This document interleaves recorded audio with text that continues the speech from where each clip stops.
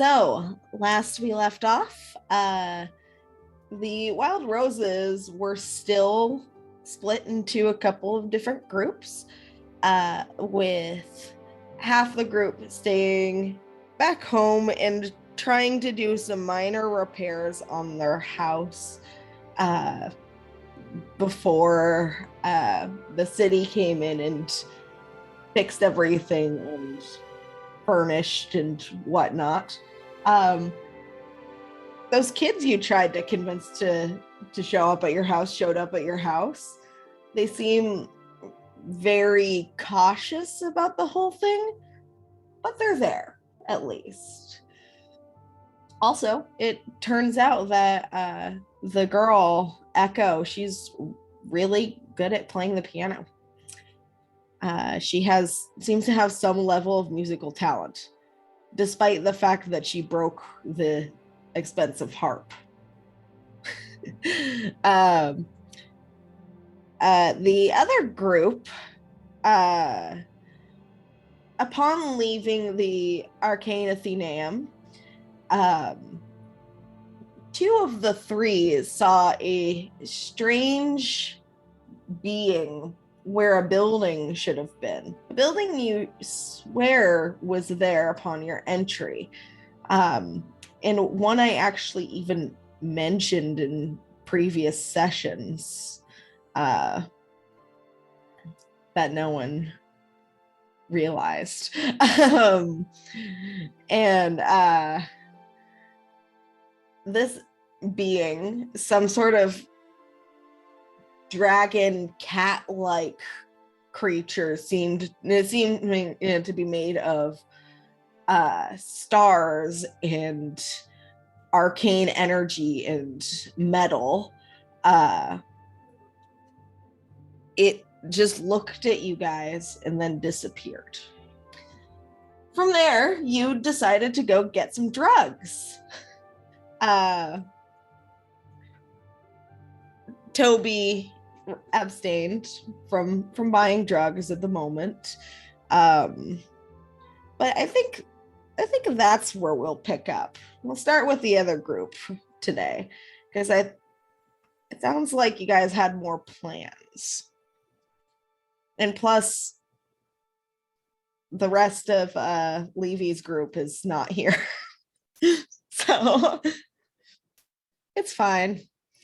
But you don't want a little housewife moment?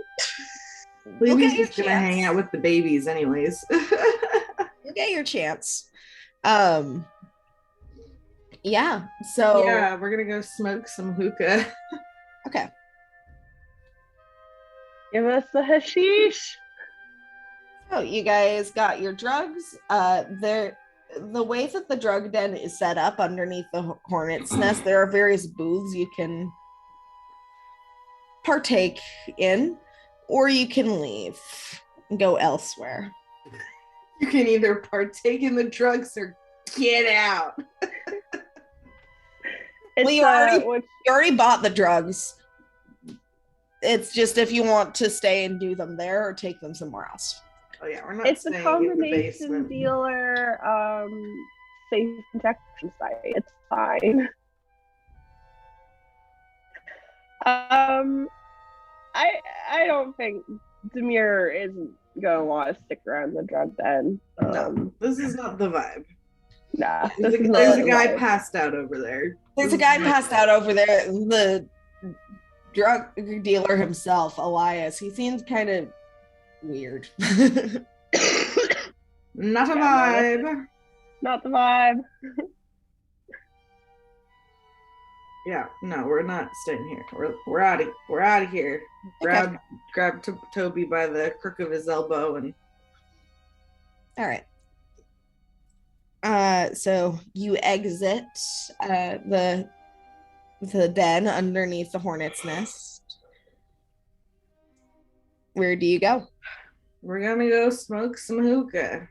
We know where that place was. We were pointed in its direction and have seen it previously. The brothel. Yeah. So it's called the Siren's Call.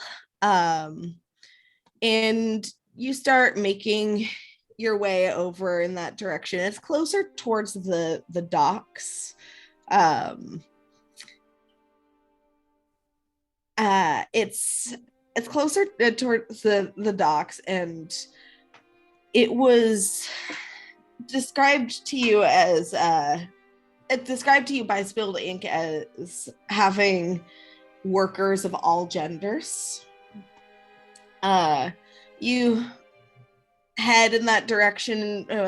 By the time you get there, you can see it looks like an old, many-roomed household in a way. The bare minimum has been done to update it from the outside. On either side of the main building, there are new build add-ons as kind of wings to add maybe more space for the people within. The main building has a third floor that the side wings do not, with the roof kind of sloping sharply, indicating that there might be a singular room up there. Yeah, I want to find out if there's like a lounge area to chill. So you enter. Well, at least poke our head in. Okay. So inside there's a foyer with a couple of different archways leading into halls along in the foyer there is a double staircase leading up to a landing. It seems spacious itself, and like as you poke your head in, up on the landing, a male minotaur starts walking by, and there is a woman tossed over his shoulder, and she's laughing and like kind of playfully like just going like, oh no, stop. Not making any real effort to escape.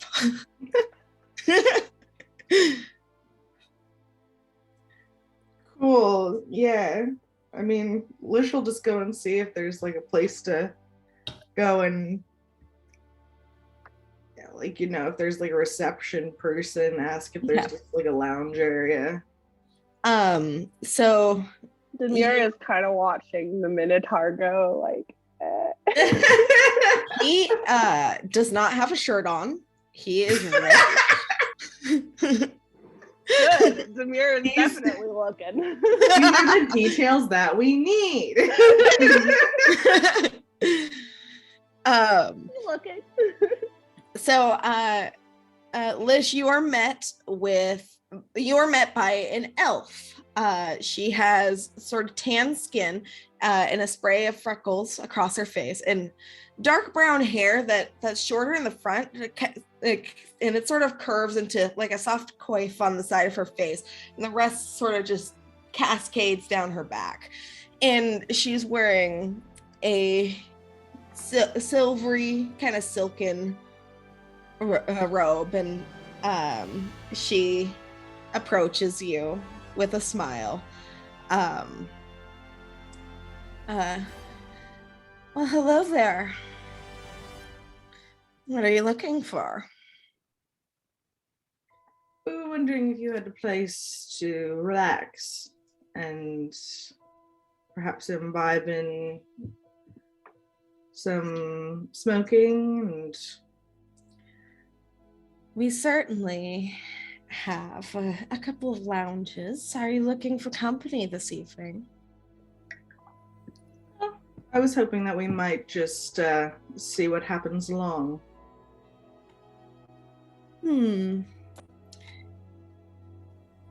Well, we have quite a few people who are very skilled if you change your mind.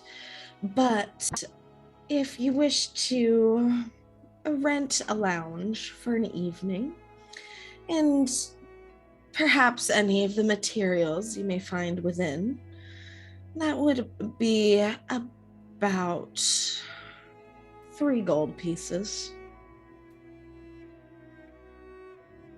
That is fine by me, and he'll slide 3 gold. If you wish for any company, that would be an extra 2 gold pieces. Wonderful. Do you happen to have the company of some fine elvish wine? We do indeed.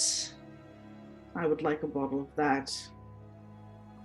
Of course. Right this way. And she starts leading you down one of the hallways. The hallway to the left.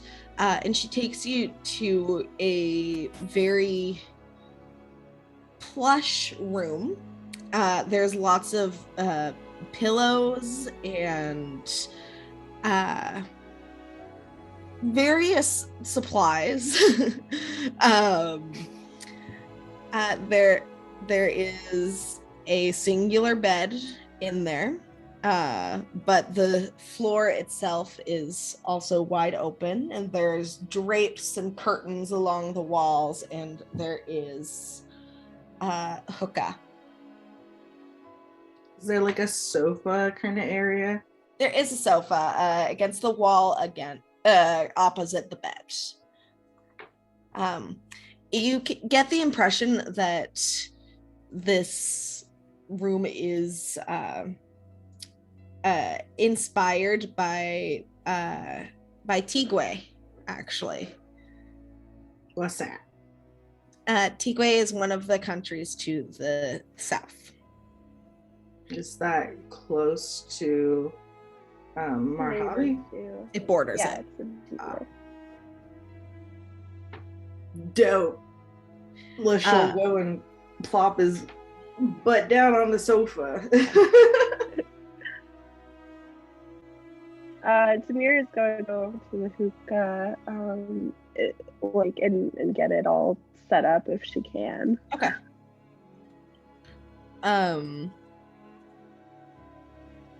Let's see. The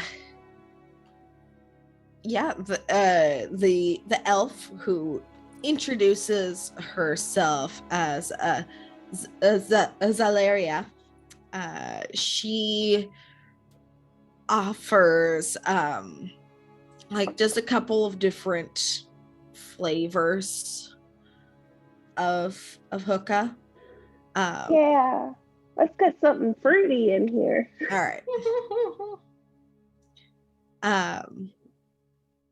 Yeah, you get it all set up. You're making me miss sorry. Yeah, Tamir will join Lish on the couch and just kind of tuck in at his side. Royce will after looking around, he seems relaxing a little bit and kind of just taking in the decor of the room and stuff. And his curiosity is starting to come out a little more. He'll take a seat next on Lish's other side, so Lish will be Lish, don't turn into a meat slave, we'll be quiet. Boy will be sandwiched. Wished. Lish has got his pipe out and he's packing it for the good Fey Kush as Demir gets the tobacco ready, and he's just gonna start puffing on that and vibe. Okay. The room itself carries the scent, the scent of incense. It smells foreign and different, and it's exciting in a way. Probably smells pretty familiar to Demir. Yeah. Definitely got some homier vibes, I guess. Or slightly homier. It's different, but close enough.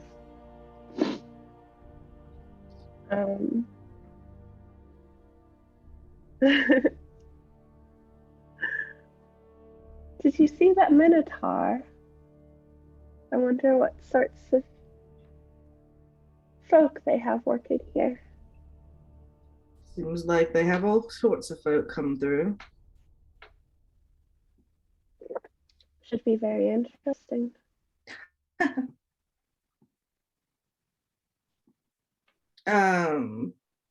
Can Lish see like on the supplies table and whatever if there's what he was thinking about getting for Levy, if there's one of the girls? There is actually. It is a version of the girdle that changes your sex, but it does it for an hour. For an hour, which is really common for this type of establishment. Mm-hmm.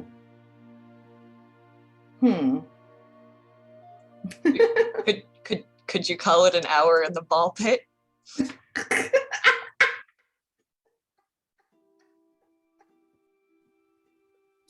Thank you, Felix. You love me. I do.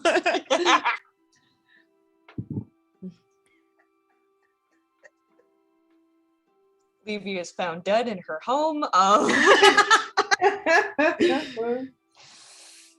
Oh boy. I guess that would only be true for if Demir wears it.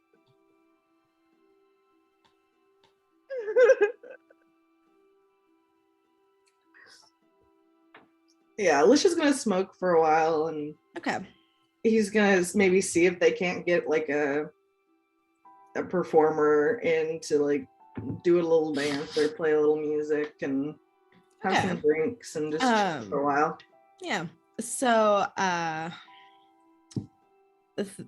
the hookah, it gives you like a pleasant, intoxicated feel. This I rolled to see the effect of the flavor you chose. It drives you insane. Well, I mean, there could have been like different things, but let's see. You want a performer? Sure. So Zelaria asks you if you have any preference of gender. Like, you want a lap dance? You want a lap dance? I mean, that too. Lish says, just kind of waves his hand like, no. Okay. In that case, just roll a d20. See Get who she the brings Minotaur. Get the Minotaur. I mean, he's an option. He's Sexy on the dance list. from the Minotaur. Just one d20. Yeah, just one d20. That's an 11. An 11. Okay. So Zelaria returns with a halfling. She has dark skin and curly black hair, and she is wearing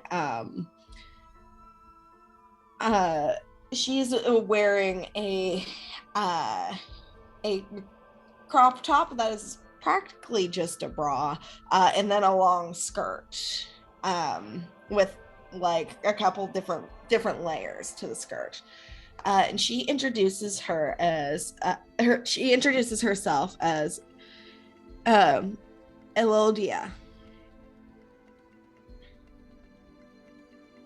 What does her performance seem to be? She is a dancer. Wonderful. Similar to a more Mahaba style. Yeah. She dances. She flirts with you guys. Yeah. She does the thing where she gets really close to like Tobias in like kissing distance, but then pulls back and dances away. She's really good at what she does. Tobias is watching in more of awe of like just her dance, like how she moves, how she's like very fluid and stuff. Like he's impressed by that. He's not really aroused, but yeah, it's clear that he's like, wow, this woman is really, really hard at what she does. Like it's really impressive seeing how graceful and how fluid she is during the movements. Like that's amazing. Our demisexual king, Tobias. I don't even know what Tobias is, honestly. I don't see him being aroused by people that aren't Lish, Demir, and Levy. But like, if he sees someone, doing a really like showing off a dance that it's very clear that they worked super hard on, even if it is a sexual nature, he's like, I can tell you worked your ass off to make this look amazing, and it looks amazing. He really does give off those demisexual king vibes, though. He really does. Mwah. But in like the Disney Hunchback of Notre Dame, when Esmeralda is doing her dance at the festival, and she like wraps the scarf around Frollo, she's doing that kind of shit. Time to burn her at the stake. No. No. Yeah, I mean, we're just gonna like vibe for a while and all right, tip the dancer and chill out. Right. Extra 2 gold for the dancer. That's fine. Demir will see if does the dancer speak with Hobby? She does indeed. Oh, Demir's gonna chat with her just a little bit. Right. Once she's done like dancing and all that stuff, like invite her to sit, and probably they ordered like a tray of food or something like that, like charcuterie sort of stuff. And extra Demir's like silver piece. Yeah, Demir's just gonna like chat with her a little bit, like, oh, where are you from? How long have you been on this continent? Blah blah blah. Yeah, I mean, she can join us to smoke and stuff for a while. Yeah, she Elodia just sort of she explains that she's from Tigwe, and she worked there as a sex worker for a while. She really loves what she does, and wanted to go somewhere else and meet new people, and so she just decided to go north to Naveli, and maybe she'll move on to Island or somewhere else. Who knows? She's just taking life as it comes, literally. Demir seems like very like interested by her story, I guess you could say. And it's just like being relatively charming for Demir. Yeah. She's a really pretty lady. Yeah, I mean, that also helps. Demir 100% flirting a little, but all right. It's fine. It's fine. He picks up on it and flirts back. Don't know if it's because it's her job or if she's actually like flirting with you, but you're having a good time. It's fine. What's a little professional flirting between client and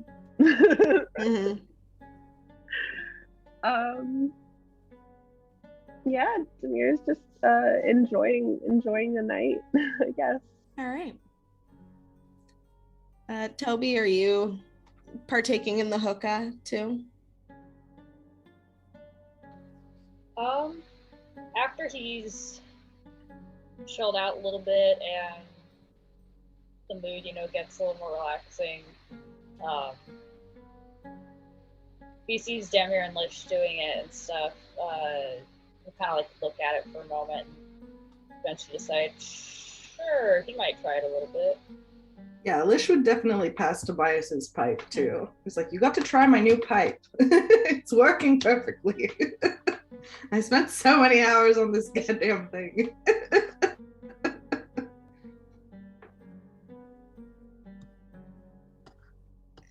Yeah. Pleasantly intoxicating in a little tingly way. Like you might feel like a little bit lightheaded. But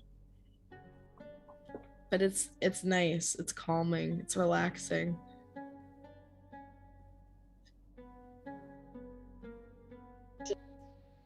That's what a boy like him needs. Fucking He chill needs out. to chill the fuck out. And stop Me being too. so afraid of everything.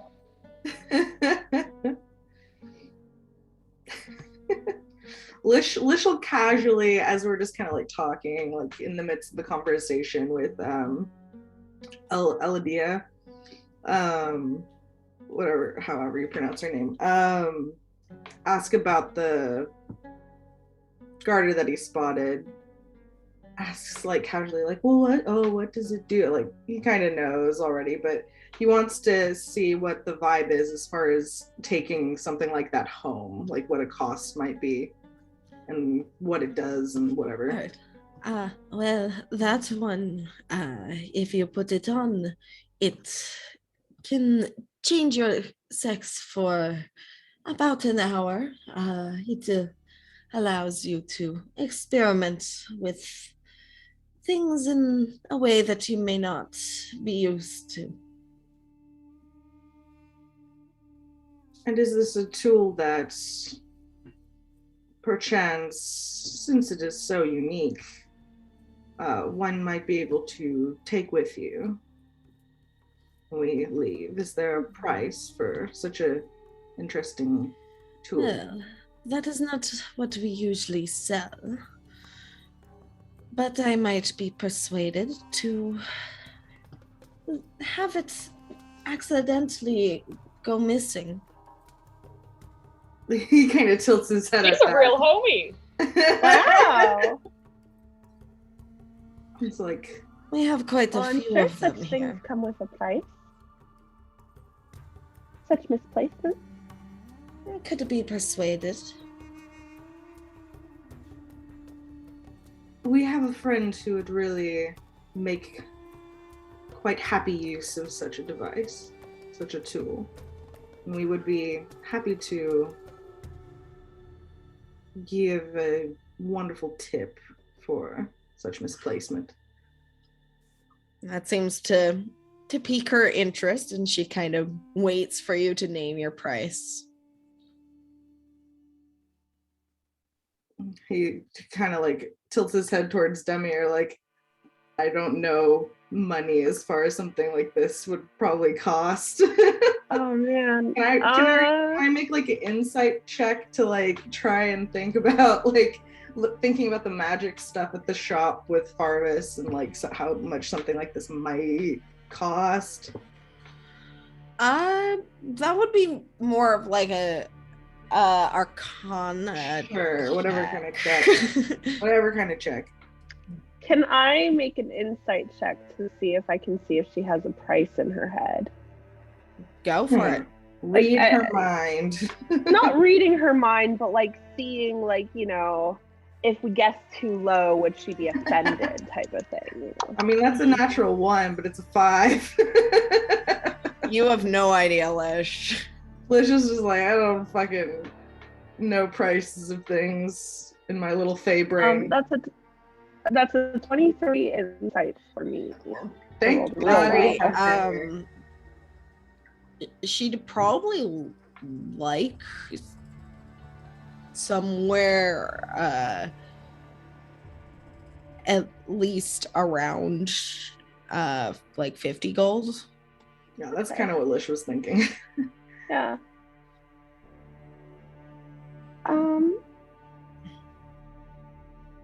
How about Demir is going to give her 60 gold.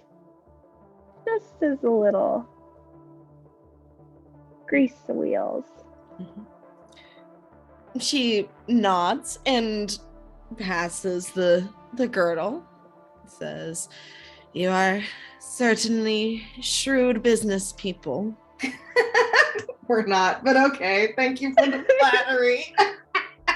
For job. Only because you are so charming. Yeah. As well.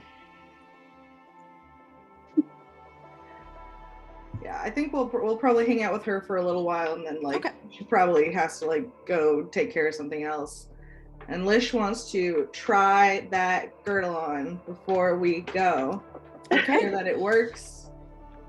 You try the girdle on. Would you mind describing Lish's feminine form?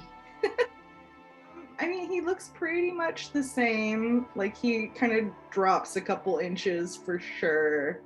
But he's still like ghastly pretty, and still got has the beard. No beard. Very much like even more elf than like even before. Like you kind of feel like the almond of his features kind of like really spikes up quite a bit, and his jawline is like even more sharp because the beard's not there to kind of soften it.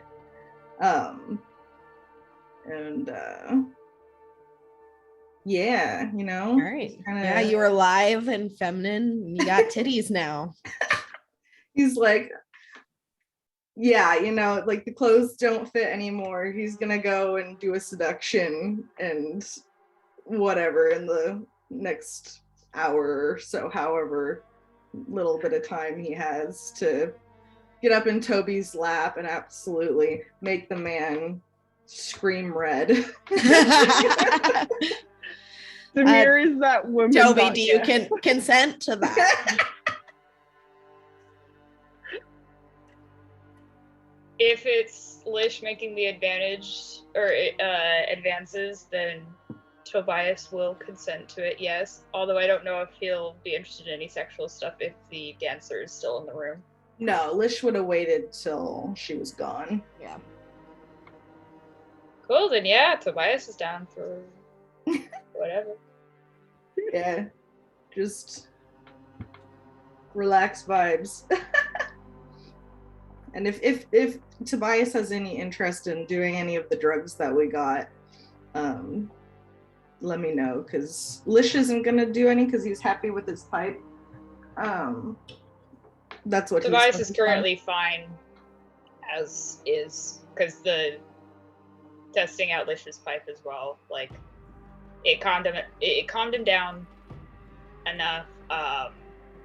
He's also not too into doing the drugs. He doesn't want to feel too out of control.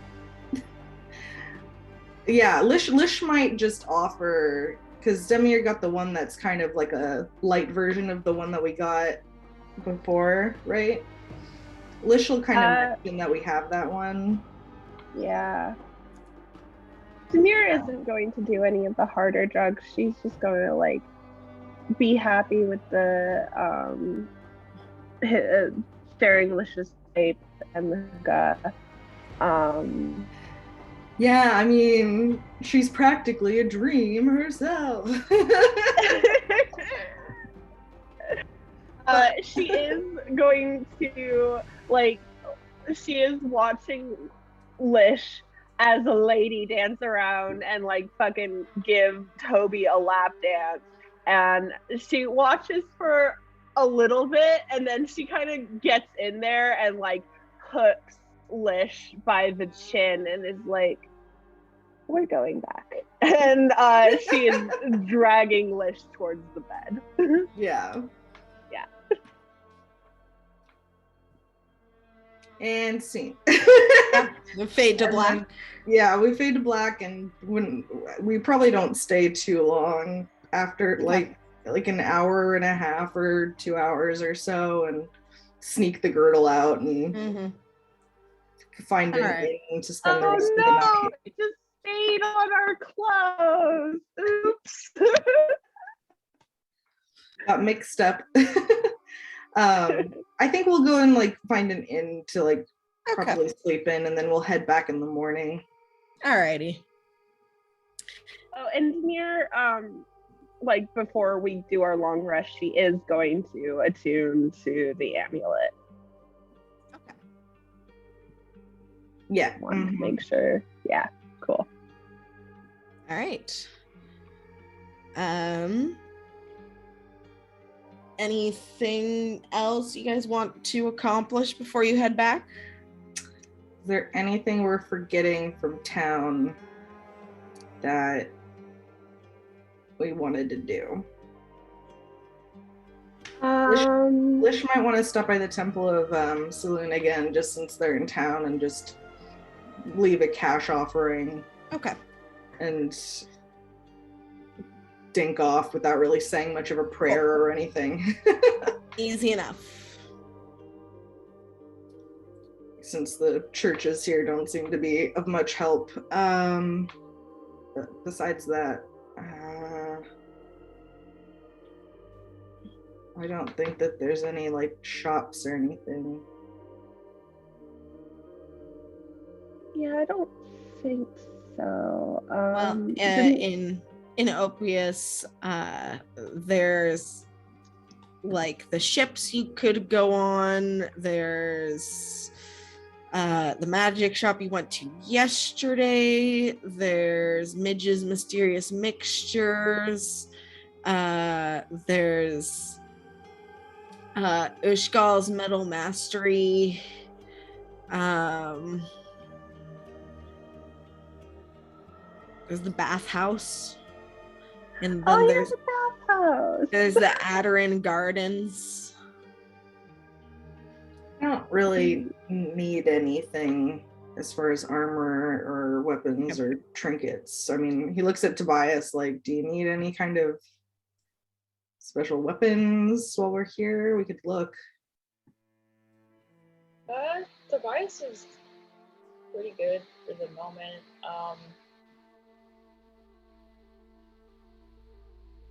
Yeah, I think he's doing pretty all right as is. Okay. Before we leave, like while we're kind of like chilling, I guess, Demir is going to use her scrying orb to scry on let's see. Let's do Tasha first. Let's get business out of the way. Okay. Let's see. Do I have a thing for her? Okay. Let me roll. Yep, that's a failure. So looking into the crystal ball, your gaze travels far away until it lands on a half-elf woman with reddish auburn hair, fair skin, and freckles all over her face. Her frame is slight, but there's something about her that suggests that she could be quick if she wanted to be. Looking at her face, you'd guess that she's probably about like 25, 26 years old. And it's raining wherever she is, and she seems to be desperately trying to keep a campfire going. This poor person.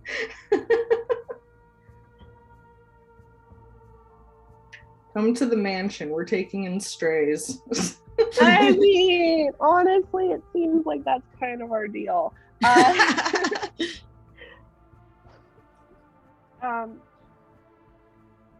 just Tasha.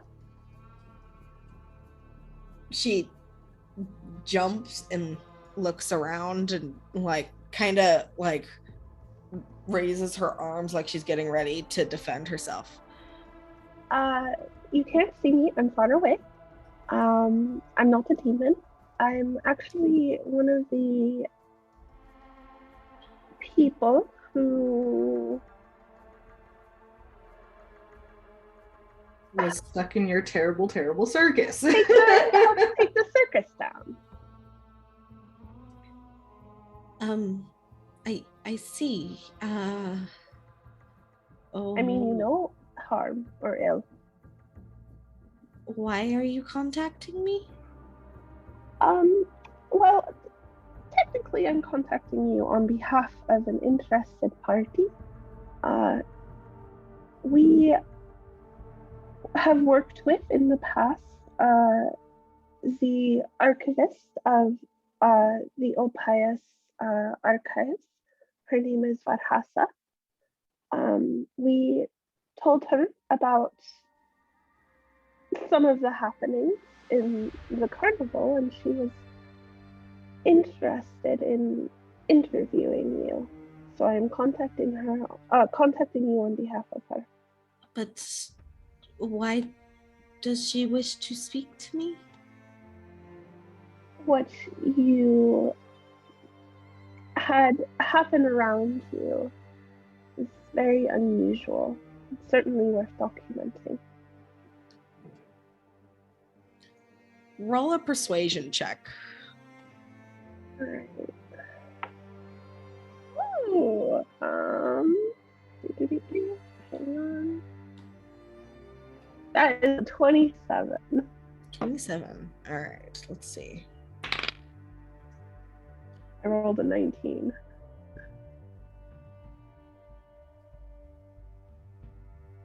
Yeah, all right. She got a 21. Well, I mean, I guess I could go. Is there a specific day that she would be expecting me? No, not a specific day. Just when you feel comfortable coming by. I assure you, it is a scholarly interest.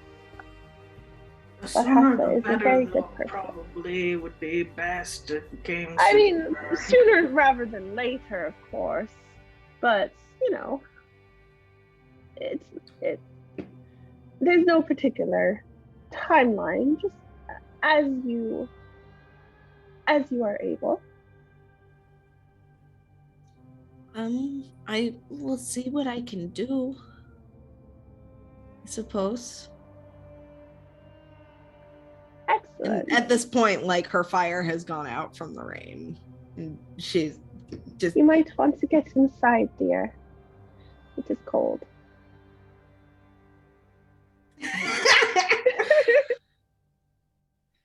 she like kind of looks irritated, but then doesn't patronize the woman on the run. Because Demir is the worst.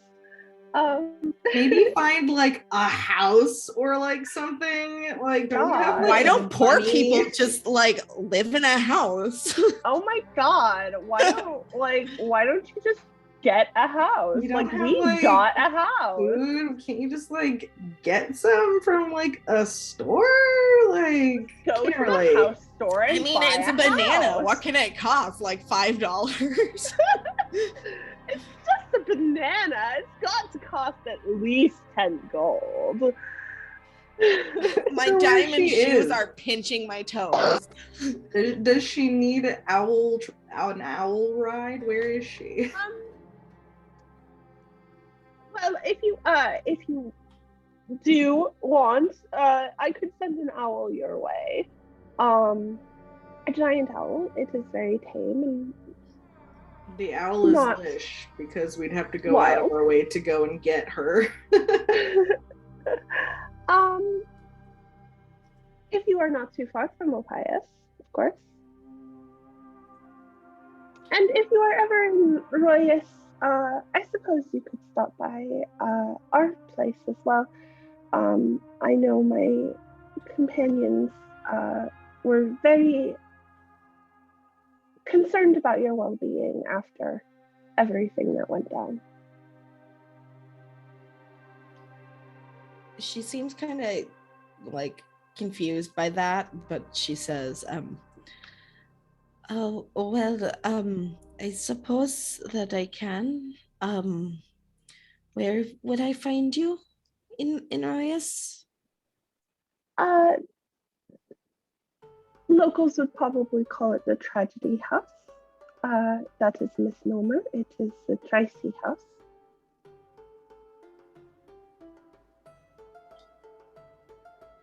But this is, yeah, and Zamir will kind of give instructions for how to get to it from town.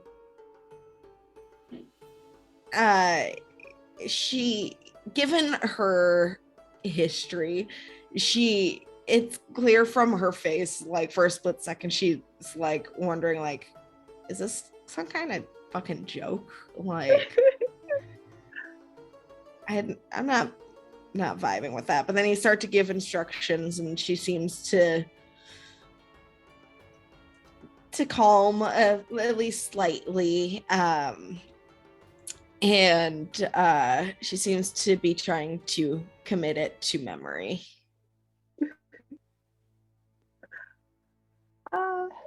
Anyway, it was good speaking to you. I hope you are able to make your way by us. Take care out there. We'll see what I can do. Of course. And Mira will drop the Where sky. is she? Where is she? Yeah, I mean, like, I can't tell. I wasn't gonna ask. No. Already being weird. Yeah. That's every conversation with Damir.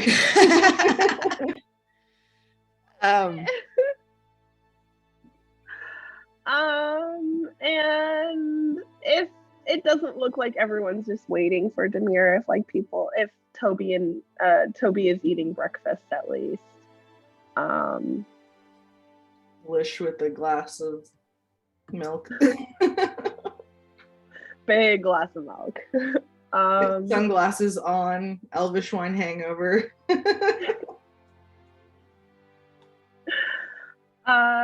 Demir is going to use the scrying ball again, and I can't speak again, but I am going to try and scry on Hawkstad again. Okay. Daddy Hawk. Daddy Hawk. Let's see. Where are you? Okay. Yep, nope, that's a failure. So peering into the crystal ball, it's cloudy for a heartbeat or two before the vision clears and you see a young man of perhaps 17 years old. He's sitting at a desk and looking quite bored, frankly. There's a slight pointiness to his ears and a grayish underpallor of his brown skin that implies a drowish ancestry. But despite that, he seems mostly human. There is a book of mathematics not too far away from him on the desk, but it seems to have discarded in favor of the young man leaning against the desk, winding a small toy soldier and watching it walk across the desk. Interesting. Demir is just like she watches for a little bit. She can't talk to him. So she's just gonna kind of like watch for a little bit. You being in similar positions, get the impression that he was told to do something in the math book and doesn't want to, so he's like procrastinating and just like, I have the book there, I'm not gonna fucking do anything about it. Yep, his tutor said complete this workbook, and he's like, I'm going to play with my toys, and there's nothing you can do to stop me. And Demir relates to that a lot. Yeah, pretty much. Yeah, Demir's just gonna watch for a little bit and then come out of it and like look at Lish with like eyebrows, but is gonna pack away her Okay. Lish is her like, scry what? ball. I was gonna say you have one more scry if you wanted it. Oh. Is there anyone we need to check in on? I could look for Ovsky. could Toby, if you want. Scry on the house. You could scry on Levy to make sure that they're doing okay. Question. Is the crystal ball, are you only able to scry on things on this plane? Yes. Yeah. I can't go beyond the bounds of this plane, it seems. Unfortunately. Damn.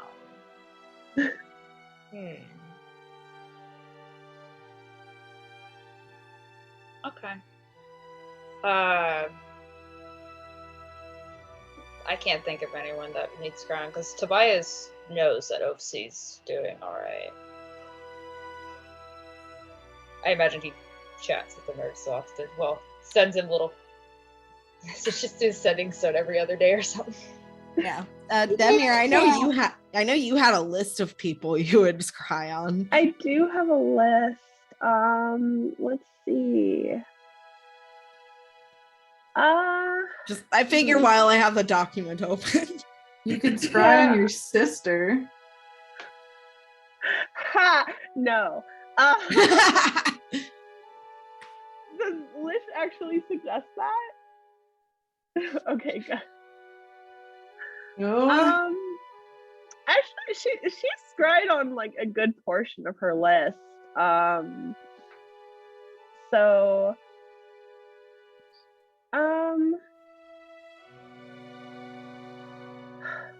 let's see. No, she's just going to kind of like fold up the ball then if there's no other reason. We're headed home. Okay. I'm sure Levy and the others have it. I couldn't speak to them today, so. Okay. So if there's nothing else you'd like to accomplish, we'll begin your trek back home via Owl. You can roll a percentile die. Yeah, Eagle. We're going Eagle mode. Eagle today. All right. They're faster. Do you want me to roll the percentage? Or Sure. I don't know. I won't be responsible for our fate. That was exactly 30%. Okay. Yeah, it is uneventful. Awesome. So, with the other half of the wild roses having been gone for about a week, Hawk, Levy, and Erin, is there anything that you wish to accomplish either in your home or in the city? Let me check Levy's list, but she's definitely spending some quality time with the kiddos, probably provoking games of tag in the yard and such. They're very defiant about it. But it's so much like fun. Echo especially. Egress seems more willing to indulge you than she is. I see Egress as the kid that like Echo says, don't interact with the adults, don't be around them too much or whatever, and Egress is like, got it. And then immediately turns around when Levy's like, Egress, do you want to play hide and seek or tag? And Egress is like, fuck yes, I do. Let's do this. You will bond with these children. She probably spent some time with books, probably lingering kind of close to where the kids are hanging out at any given point, but just like keeping an eye and an ear out, but not necessarily like actively watching over them or anything. Just All right. Being there.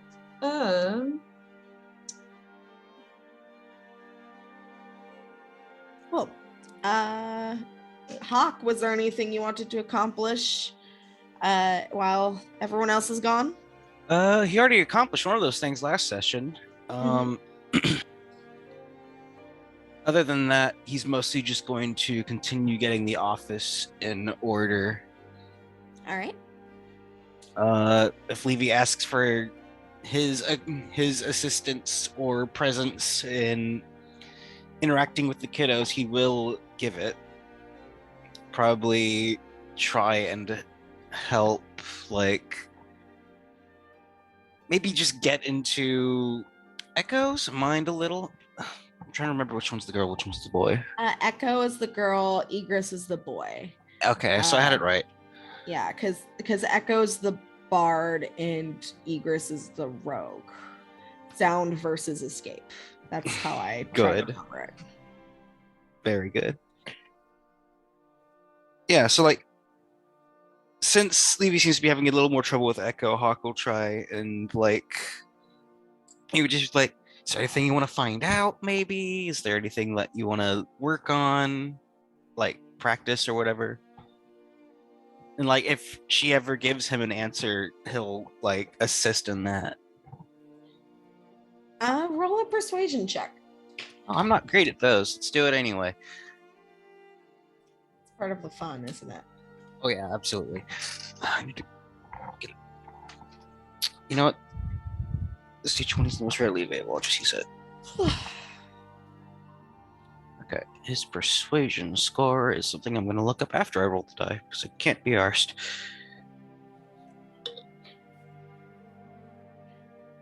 Right, of course, it's 7. Yeah, no, she seems pretty closed off. She does not seem to trust adults in her life. She trusts Egress, but that's it. Oh, and he's -1 years old. Surely that counts for something. You're bigger than her. That's Damn. fucked up of you. Man, all right.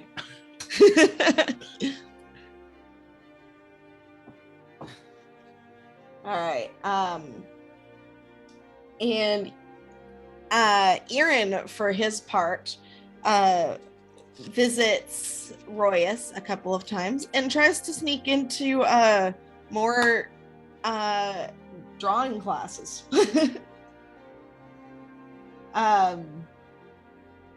Yeah, he sketches a bit. He learns that the name of the tiefling nude model he saw last time. Let me just double check the name here. Thank you for your patience. The nude model is named Windiel Arizima, who is a tiefling. And actually gets to meet the nude model while sneaking into one of these classes. And then with that, we will say that the other half of the group returns to the tragedy house, having the group be all together now. Once Gotta more. rename this goddamn house.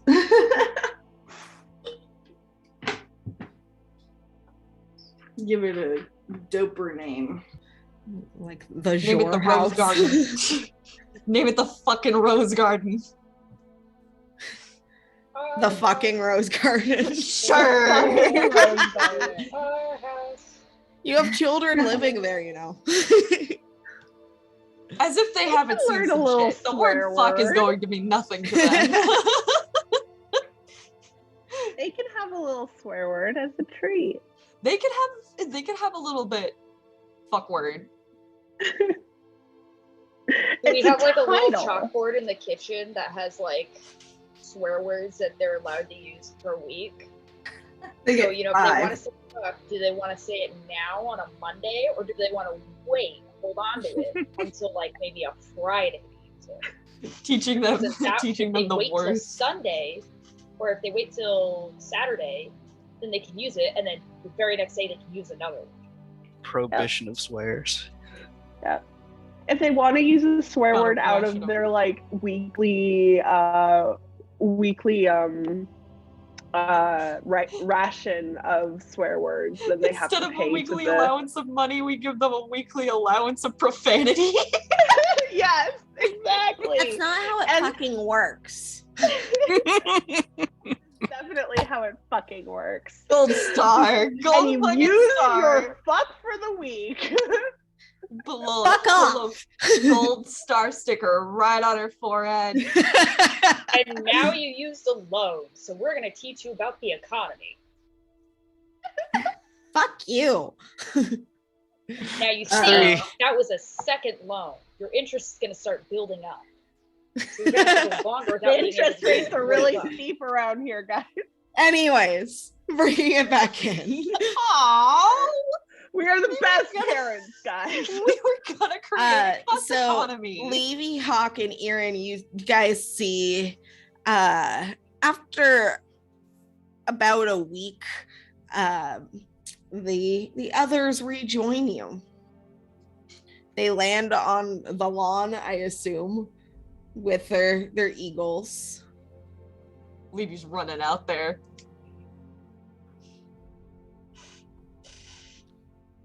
Hawk is blind as shit and buried in paperwork. He doesn't know. Yeah, Landon. Tobias will greet Levy when she comes running out. I can't hear you. Tobias will greet Levy when she comes running outside. Yeah, She let For a runs big out old there. hug. Lish Two go runs out and do a swing of the Levy around. Yes, she is laughing. She is so delighted. She is giving them big ol' smooches on their fucking faces. She missed them so much.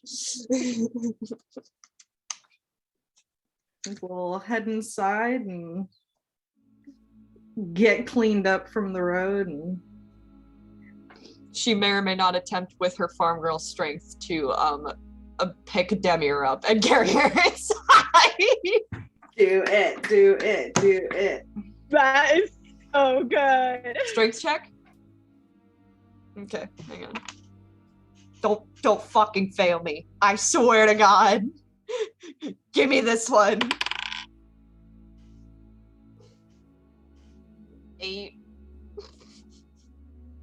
Very subtly cast You're Featherfall on muted, herself, DM. so hopefully Avery, you're You're muted on muted. Zoom. oh, You cast Featherfall on yourself. just it seems like she's struggling a little. Just Featherfall to like kind of help. Yeah, I mean, sure. We'll say that's enough. You cast Featherfall, and you are being bridal carried back to the house by Levy. I just had the dumb mental phase of just like, oh man, this human's heavier than a hay bale. Nah, Levy will just go, oh, you're so light now, thank you, and just carry on.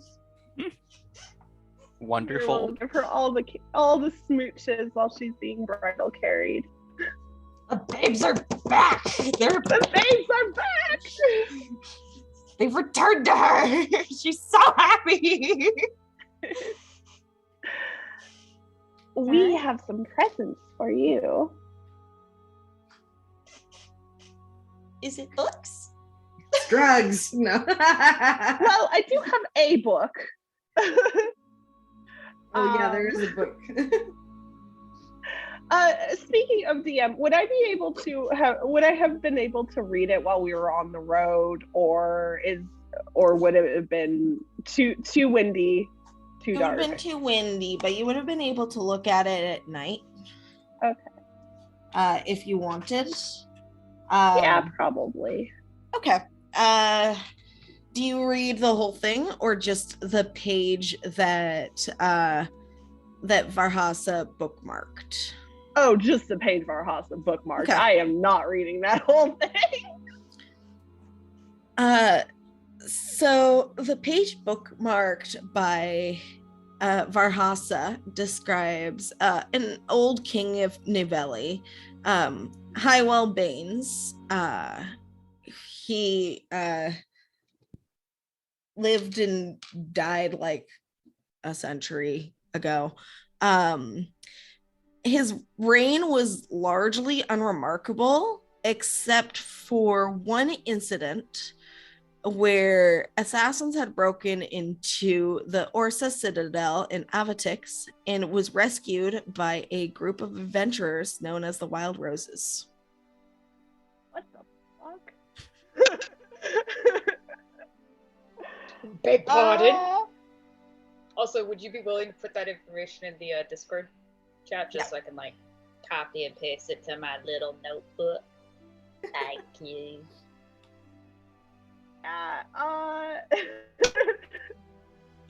Samir definitely pointed that out to Toby and Lish while they were on the road. And she's gonna like, while Levy is carrying her, just like, I have a book. Varhasa gave it to me. It's interesting. I think you will be intrigued.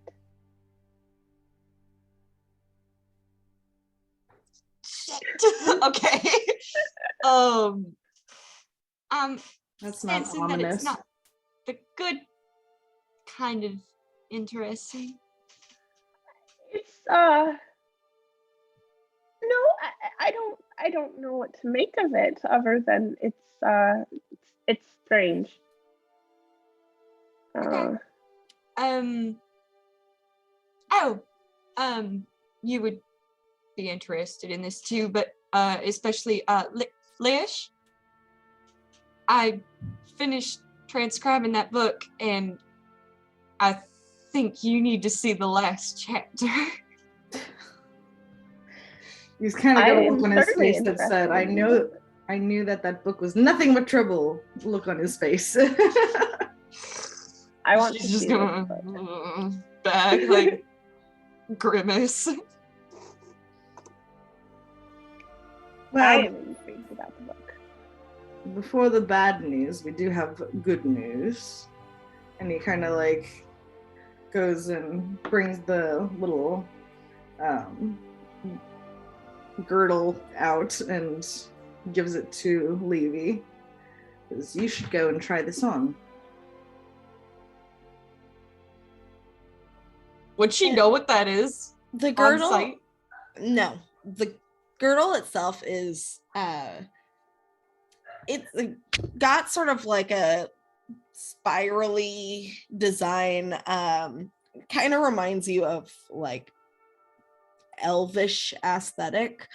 It looks frankly unremarkable except for maybe a couple of runes along the sides. It also looks well worn.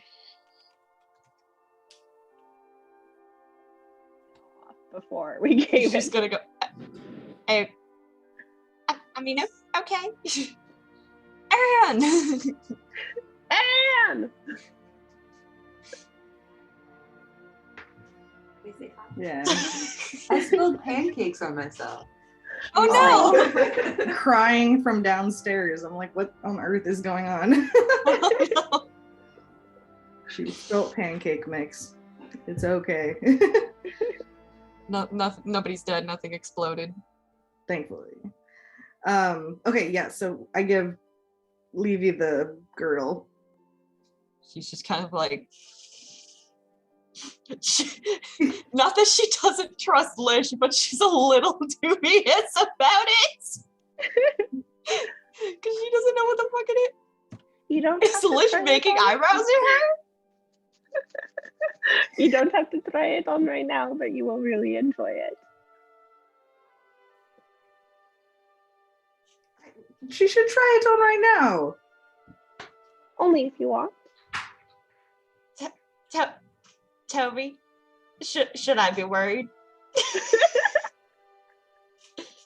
Tobias gives her a sweet smile and says, "No, I've seen what it does."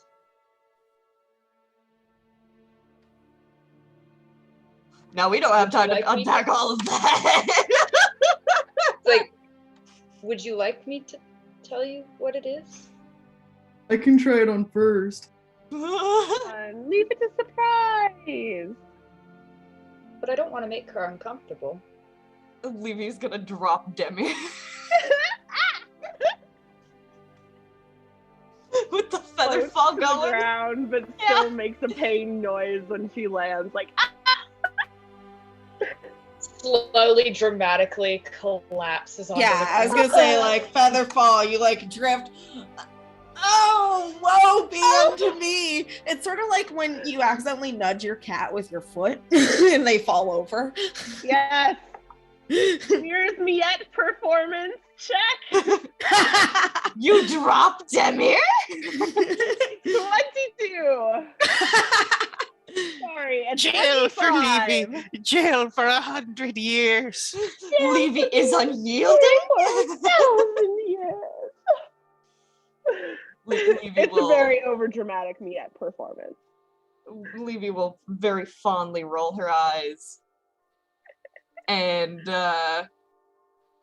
kind of look at the girl all like, I still don't, not sure about it. I don't know, and then kind of just look at Toby and maybe like reach out to him like, I'm nervous. Don't make me do this alone. I don't know what this is. They're all there. I mean, Tobias puts a hand on her shoulder and like leans closer and says, I can go with you when you try it on. Do you want me to tell you what it is though, so that you feel prepared? It's nothing bad, but I also would like you to be calm when you do it and not be uncomfortable or worried. No, I've never had a good surprise before, so I kind of just want to just go for it. Okay, then let's go for it. Fuck it, just puts it on over her fucking like comfy house clothes. All right. So Levy, for the next hour, you are a cisgender woman. She kind of goes, just starts like,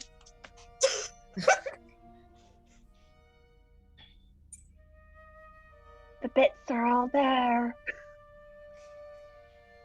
tomato red.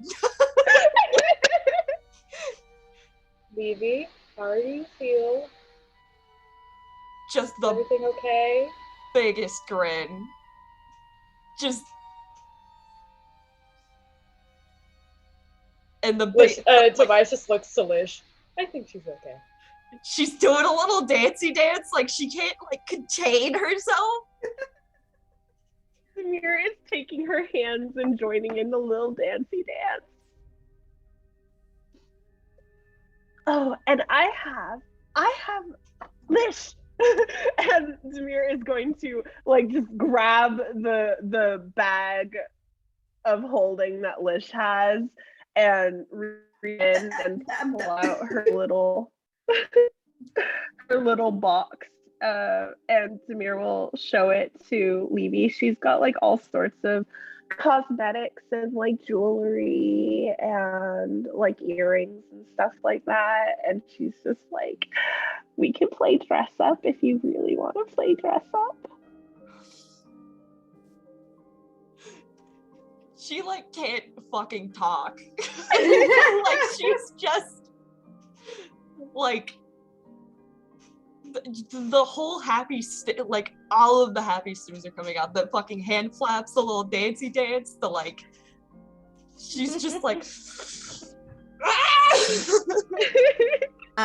At this point, like Egress, hearing the commotion in the room, kind of pokes his head in, just like looks around, sees that there are more people, and just nopes out. Like, nope. All right, I'm not getting involved with this. Slish seeing that and just like, I see you found the children. Oh, yes, we found them and we talked to them and they said well, they evidently they came home, and then you guys came home, and now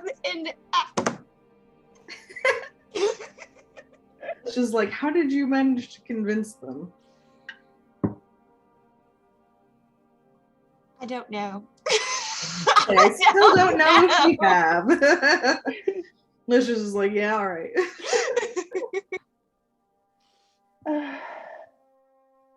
Those children are going to rob us blind. Come on, Levy. And Samir is going to take Levy's But they hand. haven't yet, and they've only broken like one thing. What did they break? The heart. Which To be fair, one? we kind of said it was a little dangerous, so they just said, "Why do you have that?" And The Goodness. evil one or the decorative one? the one that hurts people. Oh, Uh, that's fine. we sold it. It was worth a lot of money. Yes, well, I'm None sure of it you can gets understand broken how in that one would foot. not really matter to our precious little street rats. Said very affectionately. Yeah, those children are going to drop us blind. It's fine.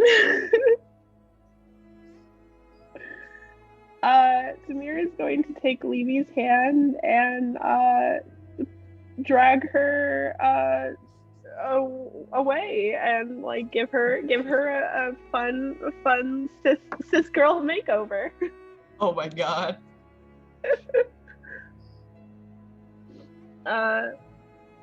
And like Samir kind of like shows Levy, she's got this like very finely made mother and pearl inlaid box, and she has like a little silver hand mirror, and she's got like a cosmetic kit, so she's got like kohl, dried henna, rouge, lipstick, that type of stuff.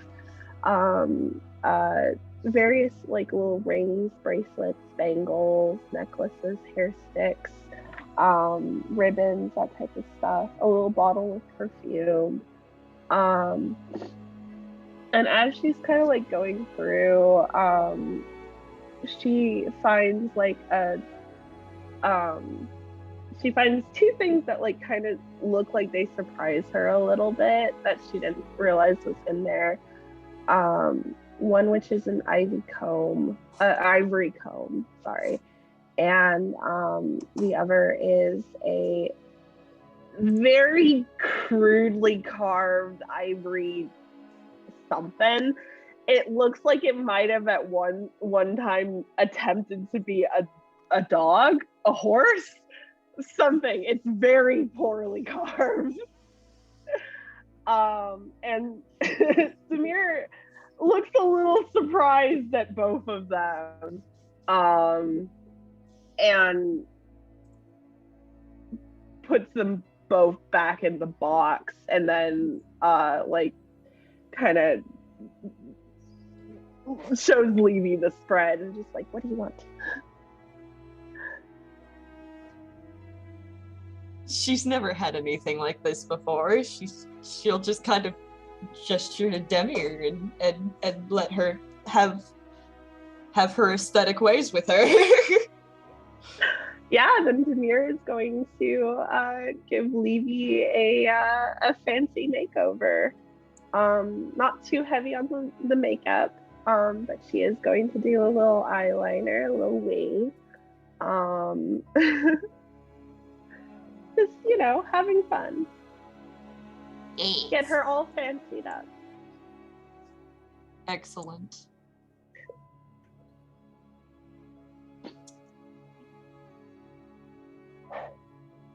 Apparently, the items that Vervain was so intent on getting were my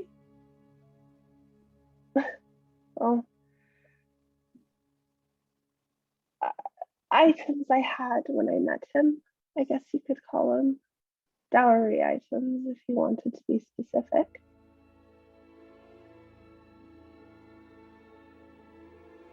Levy's just looking at her like, she's just,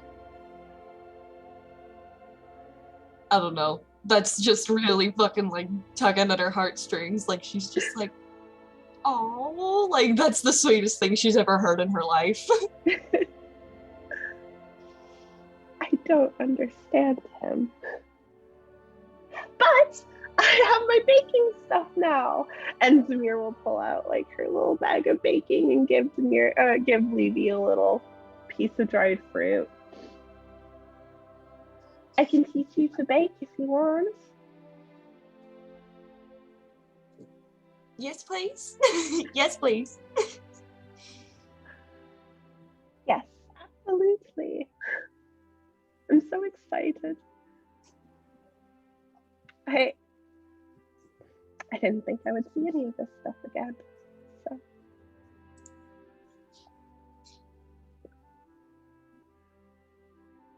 I'm not surprised that Lish found a way to get you your things back. Seems like something he would do. I don't understand him. He just I loves really- you, Demi.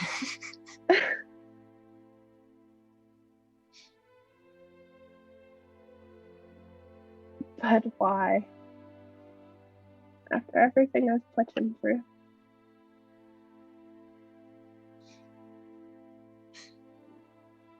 Maybe he just does.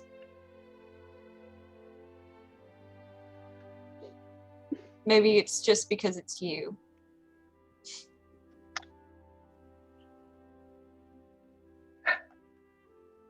If only the answer was so simple.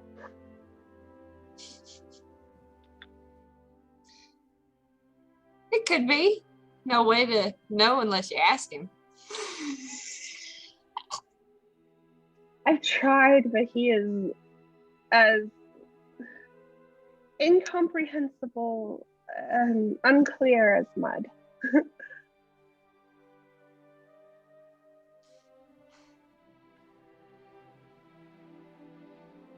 Levy will just lean over and give her a little kiss on the forehead, like kind of setting the topic aside, like you'll get it eventually. One day you will understand. Yeah. Demir's just gonna have fun making her up. Demir's gonna give her a little henna tattoo too. And yeah. When she's done, presents a very pretty Levy to Toby and Lish. She does a whole twirl. How very lovely. Lish is just like, yes, this is just what I wanted. A happy Levy. And she's gonna kind of sober up a little bit from her excitement and look to, well, all three of them really, and kind of go, I do hate to kill the mood, but it is kind of important what's at the end of that book that I transcribed. Just kind of Let's seems. do a book exchange. Yeah. In Erin at this point speaks up and asks if this is going to be a conversation for the whole group and if he should stay or if he should get Hawk. I'd probably go get Hawk. Yeah. I mean, we all did actually at the place we found this book pledge to help Lish out, so it's kind of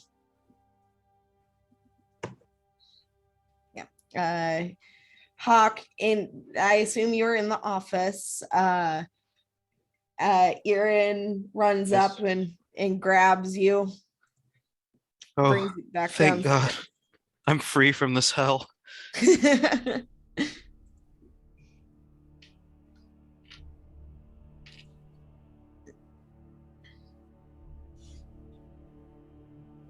All right.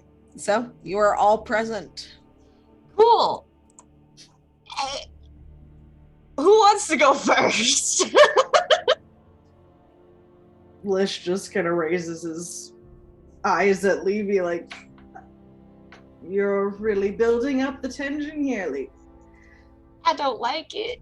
I don't like it, and you're not gonna like it. I'm sure that whatever is in your Fey Book of Facts is something I already know. And she's gonna read out loud, and I'm going to read it out loud in her voice because I'm really feeling it today. Yeah.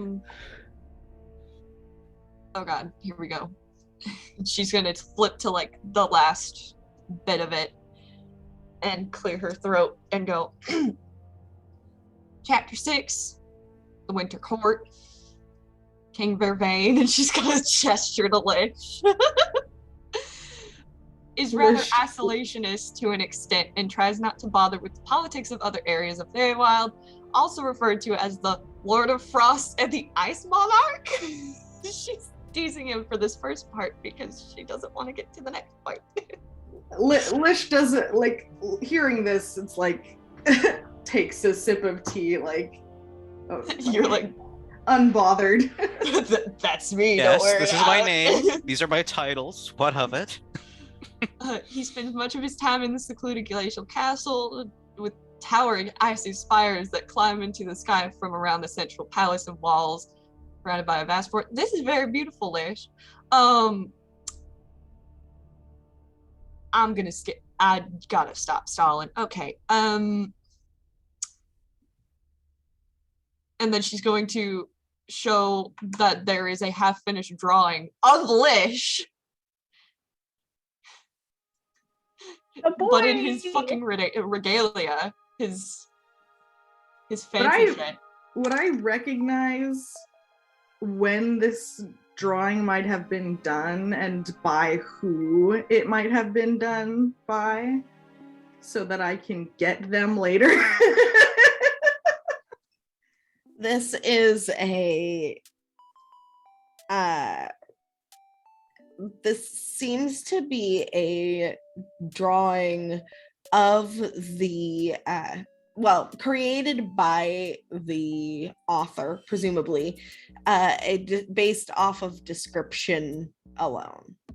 And same thing with the other pictures. Okay, Within so this wouldn't have been somebody that came to the court. No, this is how they heard you be described. We're like, okay, let me see if I can like try this. The nose all also- wrong.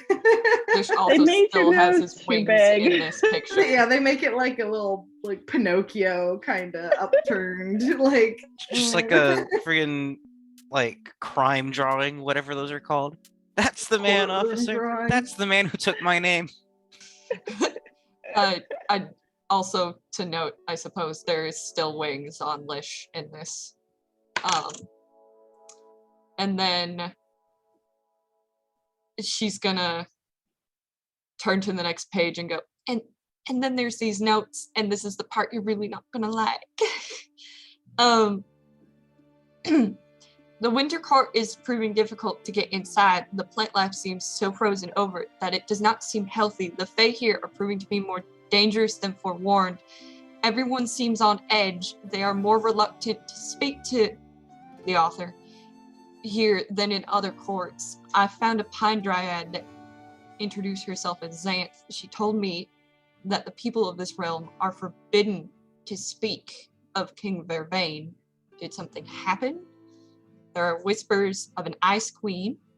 My hands are numb, barely right. Blizzard since I have gotten here has been near constant. Whoever this ice queen is, she seems even more isolated than her predecessor. Beings here are making it clear that I am not welcome here. One of them has cast a spell on me. Cold. There's still a blizzard. I don't know where I am. The numbness in my hands hurts. Don't know what warmth is anymore. He doesn't know where he is. There's a shrine. Don't know who it's dedicated to. I will pray for deliverance from the cold. And then, presumably, that was the shrine that Demir blew up. Which I'm kind of happy she did now, because I think your kingdom's in trouble, Lish. bad.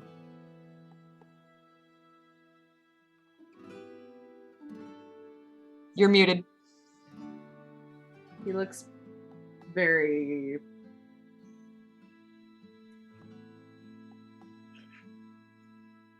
cold, stony face, but like clearly vibrating with like a malice. I'm sorry. I really thought it was important that you should know that they're really messing your stuff up over there. Not surprised. This is not new news. Just a reminder. Just a reminder.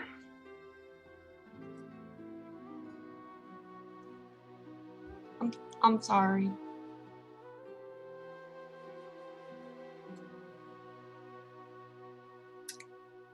This was bastard. just a journal, or was it like a book? It looks like it was a journal that was going to be turned into a book. Yeah. It was a first draft. And you found it next to a skeleton, next to the shrine, underneath the ice. Right. Poor bastard. Well, he was poking into things that he should not have been poking into. There's not a lot of sympathy in Lish's face.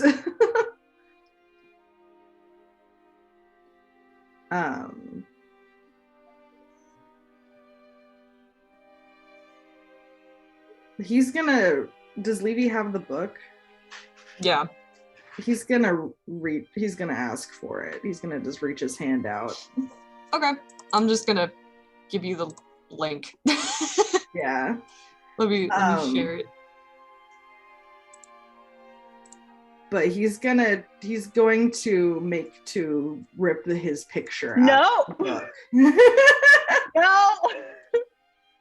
Levy's not gonna stop him. He's gonna take the picture out unless somebody like physically stops him. Samir is going to like reach over and grab his breasts and just. He's like already halfway through tearing a page. We should keep the whole thing. It could be useful. And let it fall into somebody else's hands. Put it in your bag and it won't fall into anyone's hands. Someone could steal the bag. Not that I would let that happen. It is just something that could happen. It could be misplaced. I could find a spot to hide it in the library. I'm handy with the hammer and nails a little bit. I could hide it in a floorboard. I don't want this going on to posterity. Well, I want to read it, at least. Why do you think that they need this picture of me? Doesn't even look like me.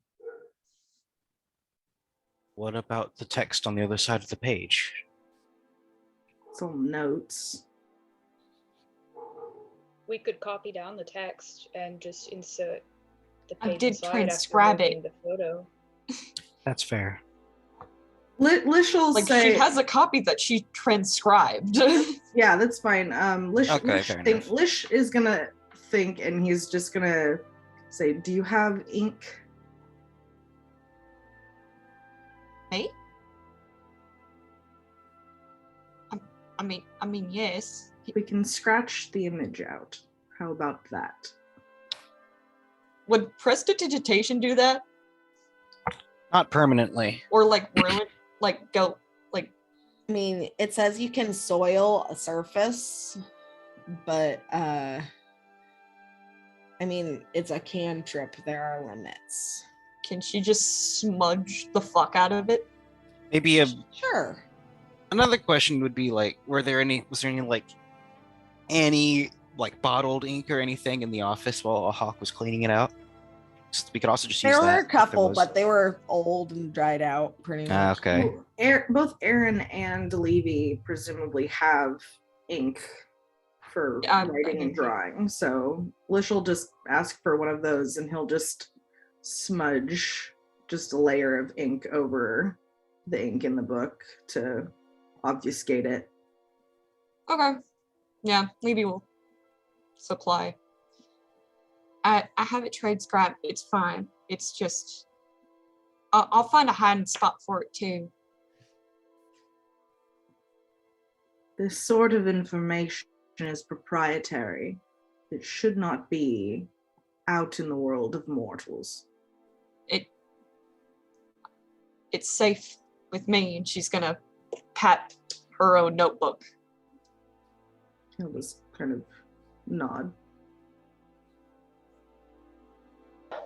Give the book back. You are, or you were, a public figure. Can't expect that much privacy.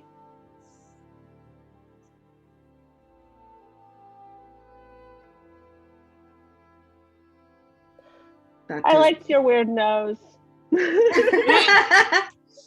Lish just kind of like shakes his head a little at Demir and say that is quite a mortal opinion.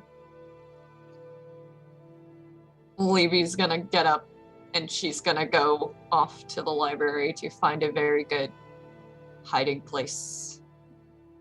Okay. So there are lots of various shelves. Do you just pick one and just shove it in, or do you how do you do this? She's gonna find a shelf, and is there like a funny little gap between a shelf and a wall somewhere? Roll an investigation check.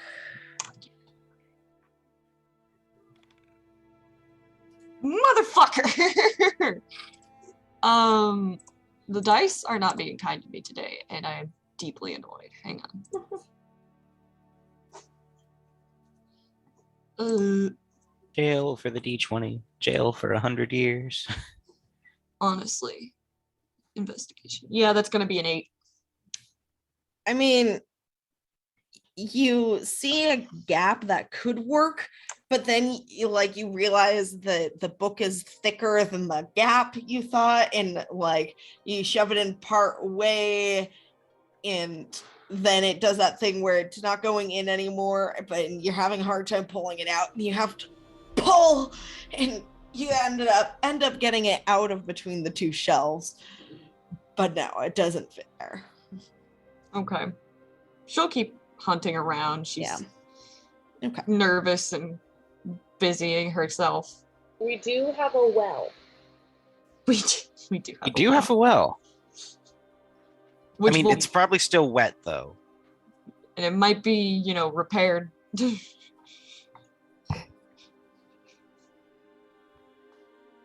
Levy figures it'll be hidden a little bit better, more or less in plain sight if it's in a library. Easier to skip over. Oh, it's a book. Big whoop. It's a library. You end up putting it within the desk that's in there. Is there a secret pocket in the desk? No, there's not, but there are drawers and stuff with other books. Yeah, she'll shove it kind of like she'll open a drawer all the way and take out half the books and shove this book underneath all of the ones in the back of the drawer, and then put the rest of them back and shut the drawer and call it a day. All right. Demir will wait until Levy comes back with the book from Varhasa. Okay. So the book itself, just as a reminder, is titled The Golden Reign of the Baines Family, which is the royal family of Nevelli.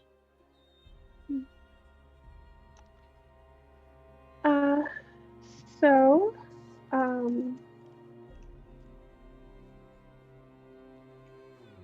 when we stopped by to visit Farhasa, she gave us this, specifically highlighting this chapter, and Demir will read out the section regarding the wild roses.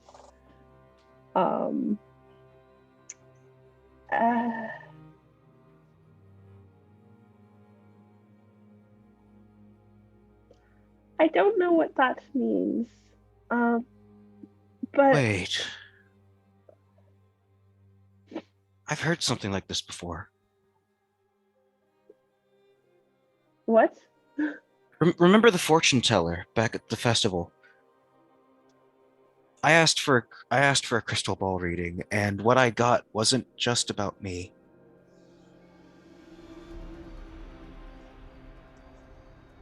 Do share. She said that I was displaced and that she wasn't sure if it was the past or the future. She said I was waiting for someone in a natural area. I can only assume my mentor for archery. And then people found me in a forest, and I can only assume that that's the rest of you. She said that I went with them into battle, but then something went wrong, and now I and the rest of them are here. And now there's this book saying that a group called the Wild Roses rescued the king in an era where we should not have been alive. Or even born, for that matter. We And don't then know if it's us, though. We don't, because but there's no even physical description yet. no, but if it's written down there, it could be written down elsewhere. We could find potentially more information about potentially us in another library. And then there's this, and he rummages around, grabs out the photo that he showed up with the day that he Not a met the rest of photo. the It's a drawing. drawing. What is a photo but a drawing in a different form? I'm kidding, of course, but there's no reason I should even have had this. But here it is. This all seems a little too good to be just a coincidence. Levy's gonna give the book to Hawk, because I'm assuming she still had it in her hands. And she's gonna go to the library and she's gonna go looking for history texts. There's quite a few history texts in here. Actually, you even find another copy of that same book that Varhasa lent. She will fish that out, go to the same page, and see if it's the same. It's the same. She's going to set that on the desk, and then she's going to go look for more history books on the royal family, the country, happenings. Yeah, roll an period. investigation check. Yeah. Oh, fuck with me. Okay, excellent. 18. Yeah, Writing the die before you read it works every time. You get the impression that Esme is something of a history buff, because there are a few different sections within the library. There's sections on hunting and how to harvest parts of animals. There's a section on children's books, and then there's a section on history books.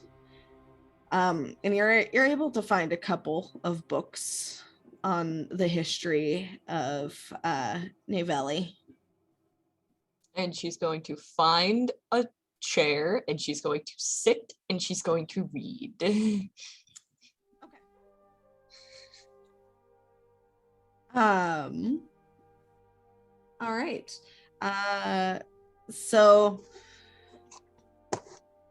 what are you looking for in particular? Anything that alludes to the Wild Roses, or some adventuring group that sounds like them, or a description of any one of them, or anything like that. Anything related. Okay. Well, there have been several adventuring groups throughout history. In some of the more recent books, you're able to find a mention of a group known as, let me pull up the name, known as the Protectors, which actually names Aldrich Idis in particular. However, you're not able to find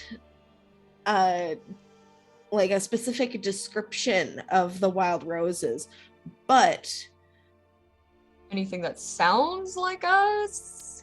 similar names do seem to crop up every now and then.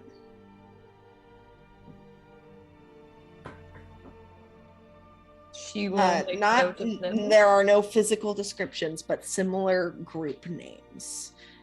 And like the phrase "the wild roses" crops up. There's one just referred to as the Roses. And they're just here and there throughout the history of the country, described as helping people in the countryside,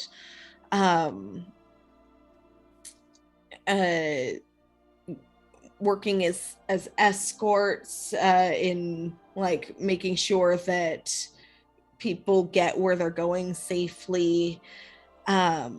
There's one passage about a demon rampaging that a group just known as WR ended up defeating. Okay. Just all throughout the whole fucking history of the continent. Throughout the history of the continent, nothing specific, usually mentioned in passing. All right. Well, she's taking notes. She's drawing up a timeline and putting points on it, and probably not asleep at a good time, but whatever.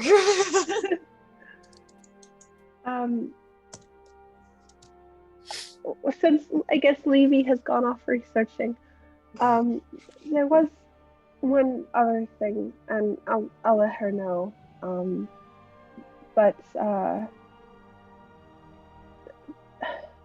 while we were in Ophias, we found a building that wasn't there, and it looks like a giant transept that only Toby and I could see for a moment, and it was in the building that was not there anymore. And when we asked around, nobody seemed to know what it was or what used to be there or anything. And it's far more minor than us showing up in a history book, but it just feels too. Do you remember what used to be there? No.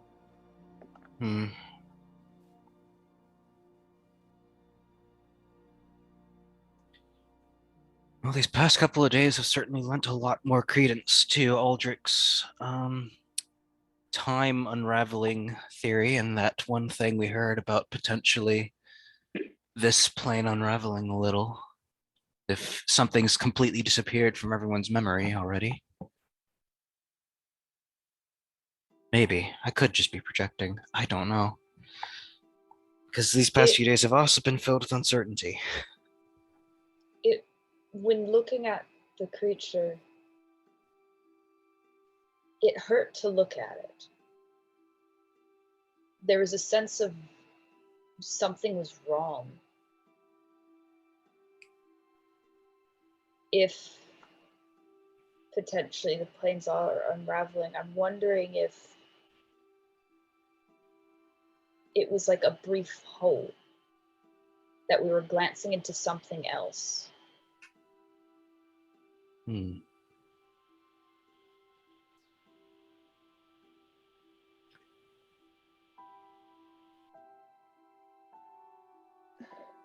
if it hurt to look... No, go ahead.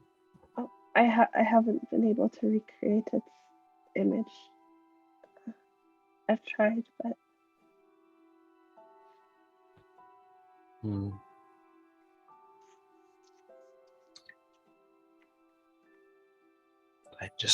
I hope that we don't run into that again, I guess. If it hurt to look at, that's more worrying than flaming skeletons or backwards-handed cats or spectators of any kind.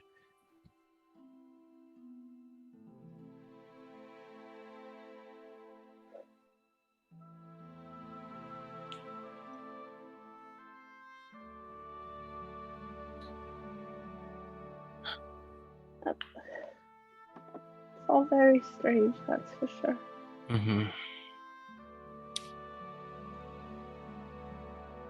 I do have to wonder if maybe I'm just overreaching and this is all just a coincidence, but I guess we won't know until... I think at this point, it's more likely to say that it isn't a coincidence. Taking into the circumstance of how all of us came together, how you knew about us before even meeting us, the drawing that you have, the weird moments in time that we've experienced, the visions, all of it, and now finding the name of our group in moments of history, even if the wild roses that were mentioned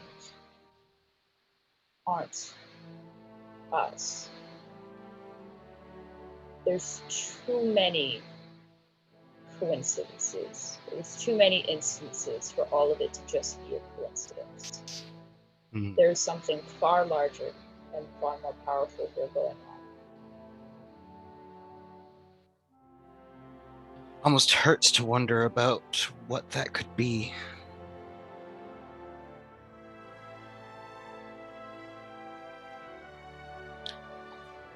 This was a hell of a thing to come back home to, wasn't it? Certainly is, yes. I guess our next question is, although we do have time to consider it until Valkyrie and I believe now Tasha. Did Demir share the information that Tasha is coming? Yeah, so while when we were speaking with Arhasa, she expressed interest in interviewing Tasha, and I reached out to her, and I also invited her to potentially come by. If she is interested. If she does come back, I'm gonna have to return that hat, aren't I? No. Just keep it out of sight. Seems a little dishonest, but okay. I don't think she probably wants it anymore, huh?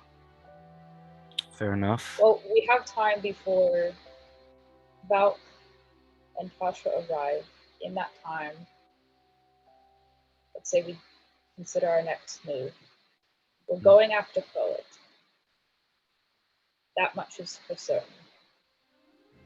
I believe, to my understanding, we agreed that we'd be heading to Levy's hometown. I think that was the consensus, yeah. Okay. As soon as Bob gets here, we can leave.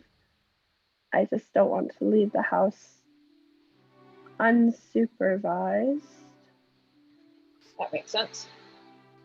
Yeah. Not really want to leave Echo and Egress alone either. And I guess in the meantime, we can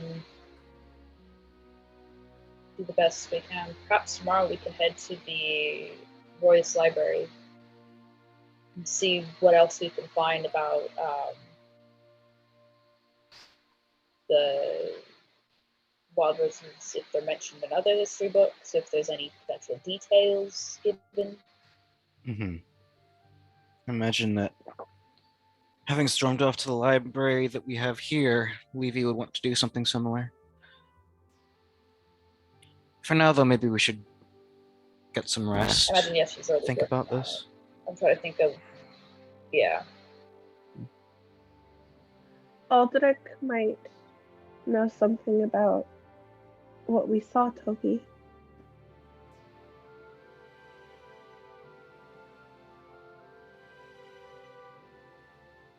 It would be a good idea to ask, yes.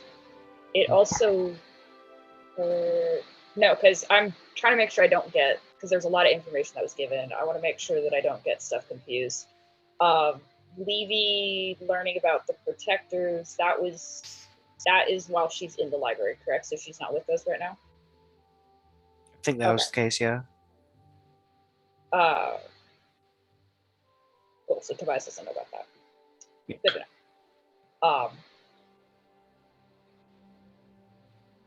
I agree that speaking to Aldrich about the creature that we potentially saw would be a good idea. He probably has knowledge of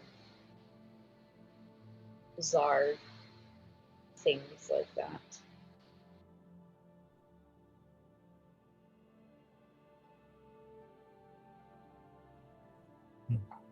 Well, what time is it? DM. It's like early afternoon at this point. Oh, I don't know if you guys ate lunch on Eagleback, so you might want to get that figured out. I'll go. I think I might help Levy downstairs. I need a break from all the office sorting.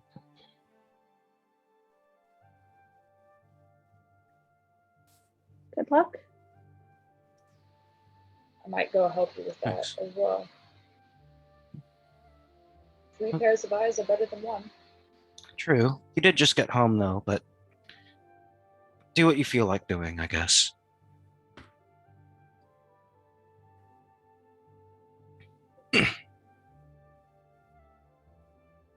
Lish is gonna lounge.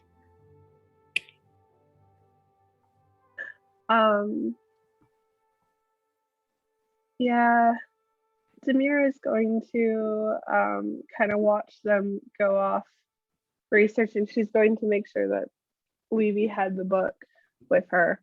And then She gave it to Hawk before she went to the library because she had the passage that was important. yeah, just gotta make sure that the smart people have the smart people things. And then Demir is going to kind of fidget a little and then go over and take Lish's hand and drag him over to where she had like all of her cosmetic stuff, and she's going to take out the little bowl of henna that she had made up for Levy and take his left hand, and she's going to start giving him a henna tattoo. I will also note, Levy, that by this point in the day, the girdle has worn off. I mean, you're still wearing it, but like, yeah, she's probably just forgotten that it existed, and when things go back to the way they are, she's probably like, okay, back to work. Is it once per day? 3 times per day. 3? Mm-hmm. Nice. And then Lish and Demir, while you guys are hanging out. You from around the corner, you see Egress just kind of watching. Lish kind of tearing his eyes away from Demir's work to kind of tilt his head at them.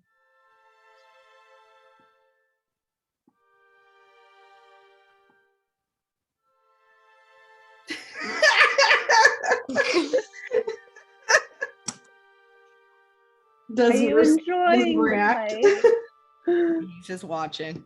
Staring contest, go! Do you want a closer look? I don't think so, but have you gotten rid of the bag of hair yet? Because that was part of the deal.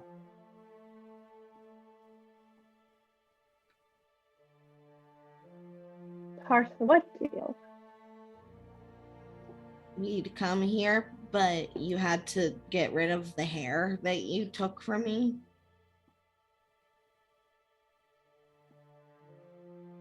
Lish expectantly at Demir.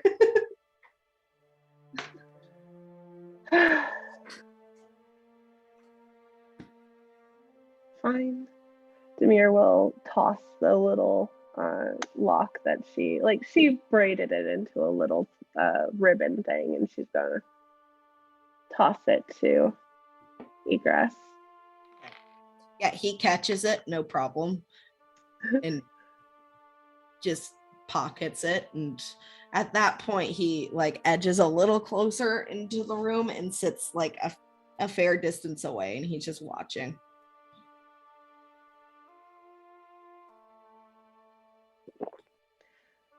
Are you two enjoying the place?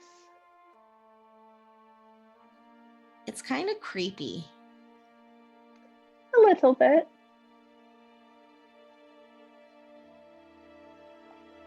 That's why it needs somebody to watch over it. It is haunted. Well, your friend did say that. Have you seen the ghost? No, not yet. Lish kind of looks at the walls.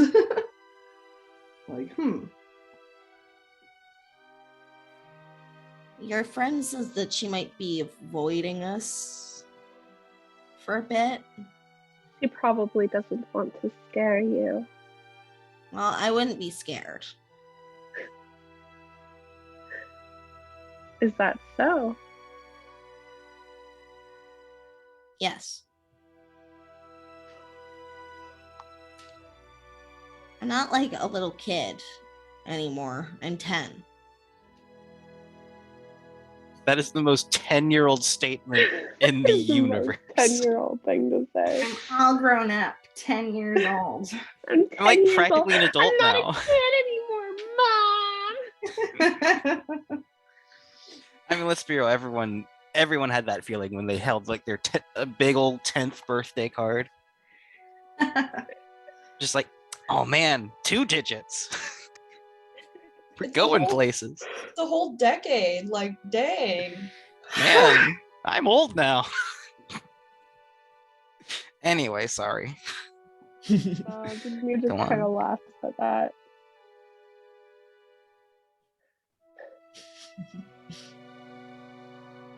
But he's just watching you do the henna. Yeah, Demir's more focused on that than she is on the kid. Mhm. She trusts Lish to keep an eye on him, so.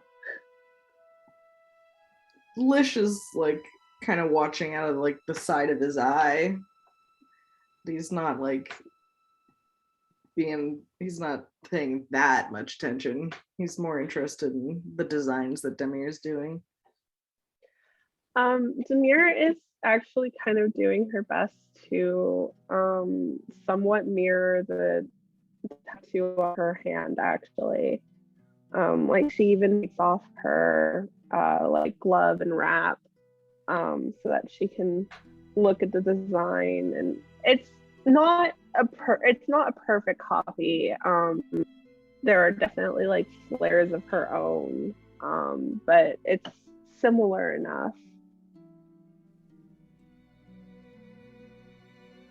All I've right. noticed this tattoo is growing. When you first gave it to me, it was just to my wrist. Now it's almost all the way up to my elbow. Lish kind of takes his free hand and holds her hand, her wrist, and kind of like turns it over and looks at the design. Says, well, your abilities are growing. Is that what it is?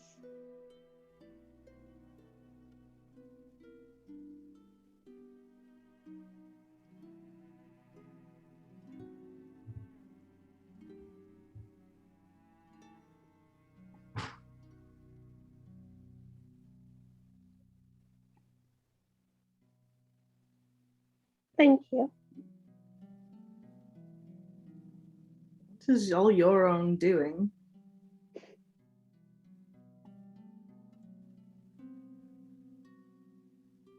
Yes, I know.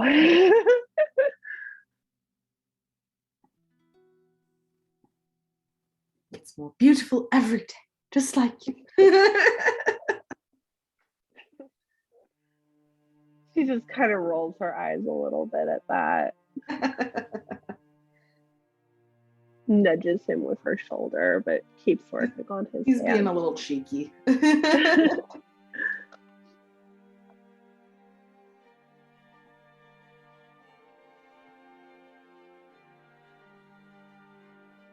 But I mean, it seems relatively straightforward to him.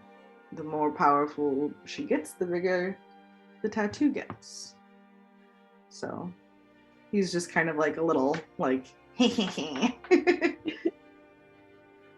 but he's watching her put this design down, and you can tell it's like bringing a little like happy pink to his cheeks. He's just like vibrating a little happy after clearly not being happy earlier when Levy was imparting that journal, so it's nice. But do you hate being drawn? I do not think that it is anyone's business. Especially to draw me without me knowing. And such a poor likeness, too. We wouldn't want anybody getting the wrong idea. That your nose is weird. Better for people to not have any expectations to be disappointed by. If anything, I think it raises expectations.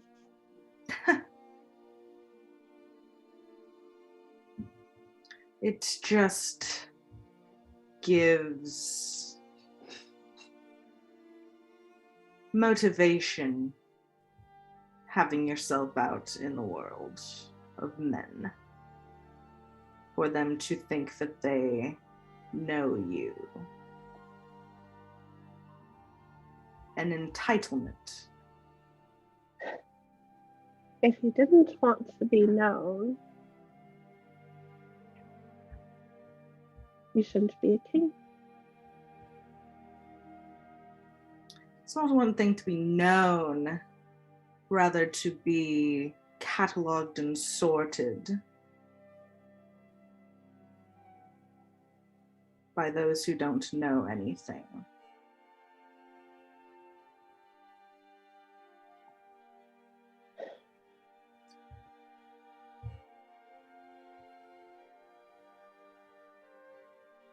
I know you think I am just a silly mortal, but to me it seems that the role of the king is to be the face of the kingdom. To be known. Perhaps for humans and their human kings.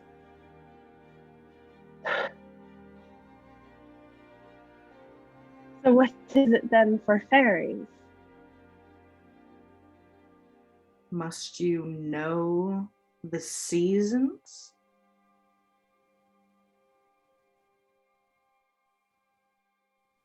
I suppose. You know they pass?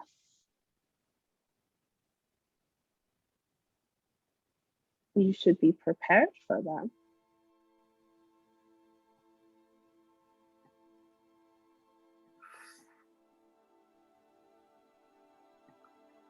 Demo, we could go back and forth on this as much as we want to. I have my reasons for wanting to protect myself and my people.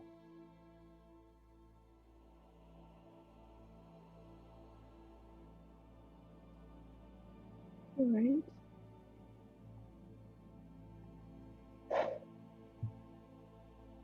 Demir is going to switch into my hobby, though. I did, however, look in on a certain someone, an inventor. Oh, He's only 17, 17. a child.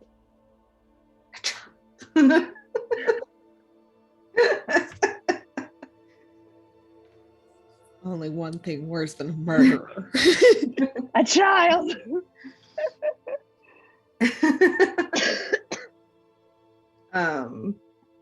What else did you see? He was just studying, playing with a toy soldier. Did you get a sense of where in the world he is? It's not detailed, fortunately. Hmm. To the east, I thought. I think Hawk knows where the house was. Do I remember what that was? No. Because Kenzie doesn't take notes because Lish doesn't remember anything. I mean, it's fitting given what he was just saying about mortals keeping records of everything. If you can't keep it in your noggin, then it doesn't probably matter. If you forgot it, it wasn't important. Yeah, you're right. It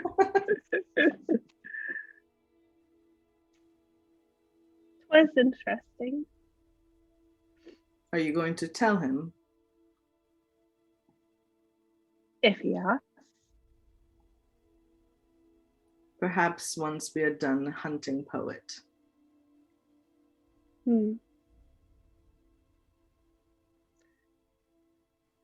It would be interesting to talk to him, I think.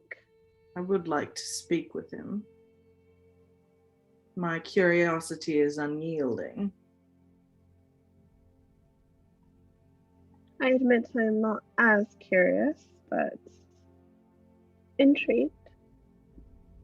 Certainly. I suppose we will find out more when we speak with him. Are you going to speak with him now that you've seen him? Not yet, I don't think. But perhaps.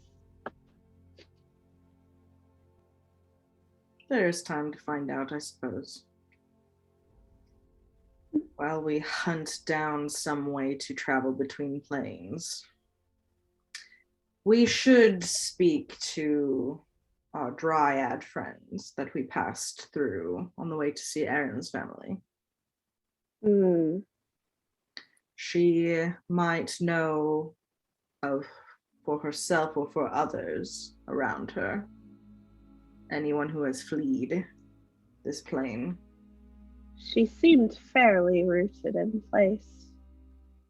A wildfire didn't even drive her away. She might know of others that have left, though, or can ask those who haven't. Any information we can get our hands on. Do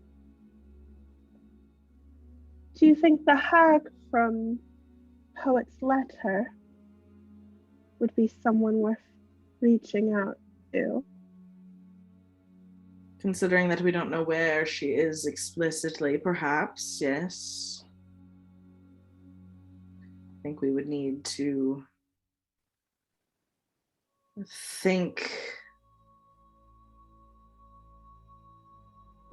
prepare.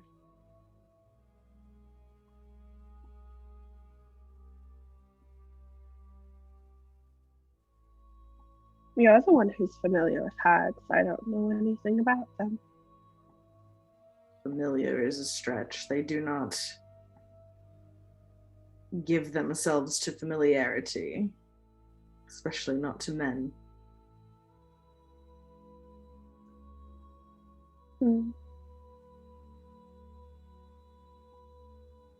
Acquaintanced. You said you had been healed by her. Yes. Over what?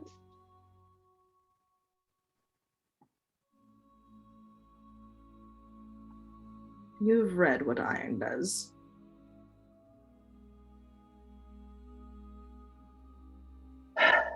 As much as you've tried not to let me. You have sought out your information on your own. I have not stopped you from finding that. I'm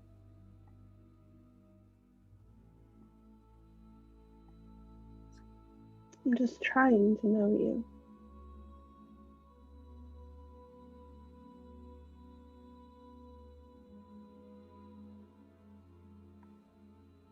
You know me better than anyone.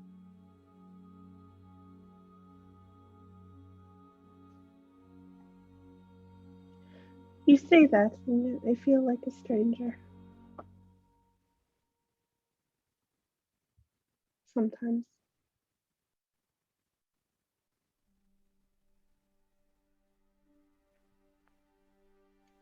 He kind of twines his fingers with her hand and rubs his thumb over her ring finger. Kind of looks at the tattoo she's giving him.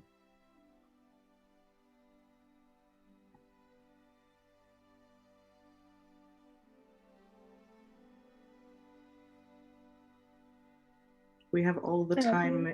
We have all the time in the cosmos.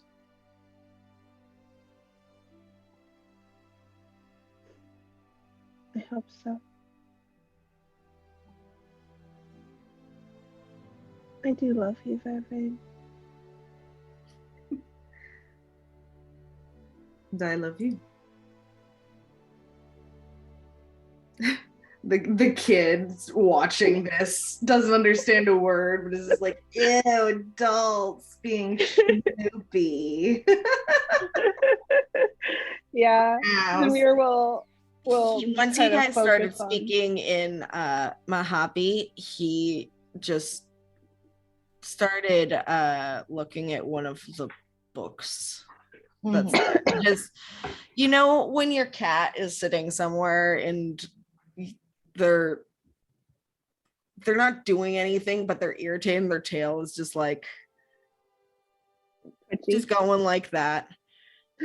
That's what his tail is doing right now. He's reading. He's like, all right, these weird people are talking another language now. I'm in the same room as them. Zamir is just going to focus on finishing the tattoo. And then once she's done, packs back all of her stuff and gives it back to Lish for his bag. Has to do it with one hand so he doesn't smudge the... Is Lish left-handed or right-handed? He's right-handed. Yeah, that's easy. She did it on his left hand. Demir struggles more because she's left-handed.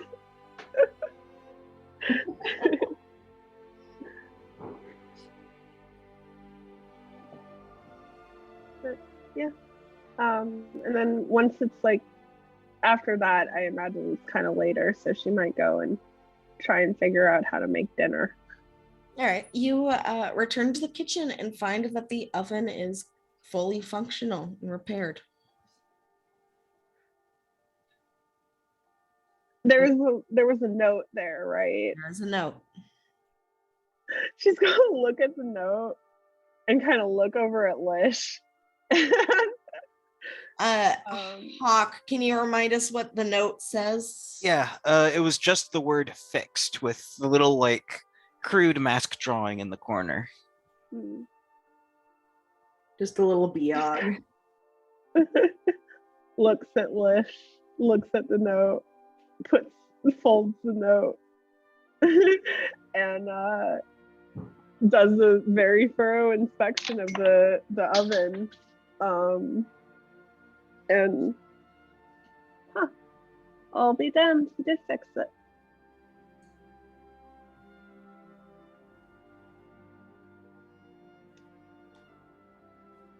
What does he want from me? What do you think that he wants? Haven't a clue. Hazard a guess. I don't know. For us to be buddy-buddy?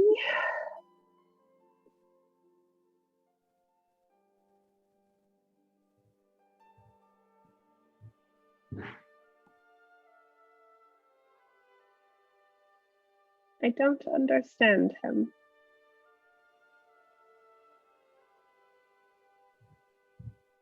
He did apologize, did he not? Attempted to. I didn't want to hear it. Well, perhaps that this is a way of him apologizing without you having to hear.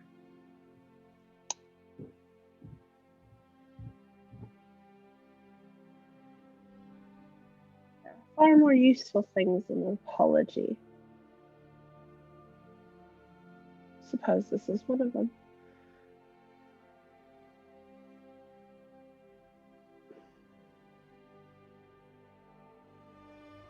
You don't have to forgive him.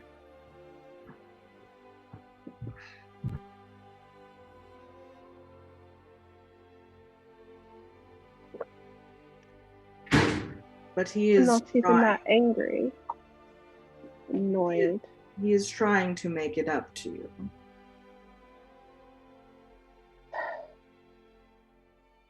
I suppose if that's what he wants to do.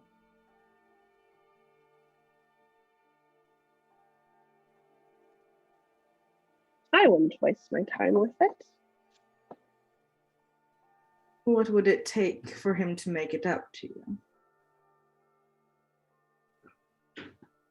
Like I said, this is far more useful than an apology.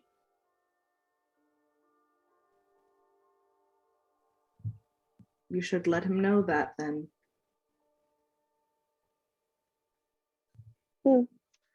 Maybe later. I'm going to bake some bread. Wonderful. And yeah, Demir's just gonna make some dinner, cook some dinner, bake some bread. And the rest of you were assisting Levy in trying to do her crazy conspiracy pin board, correct? Her freaky conspiracy timeline notes, yeah. Okay. Oh yeah. Yes. So I'd like each of you to roll an investigation check. All right.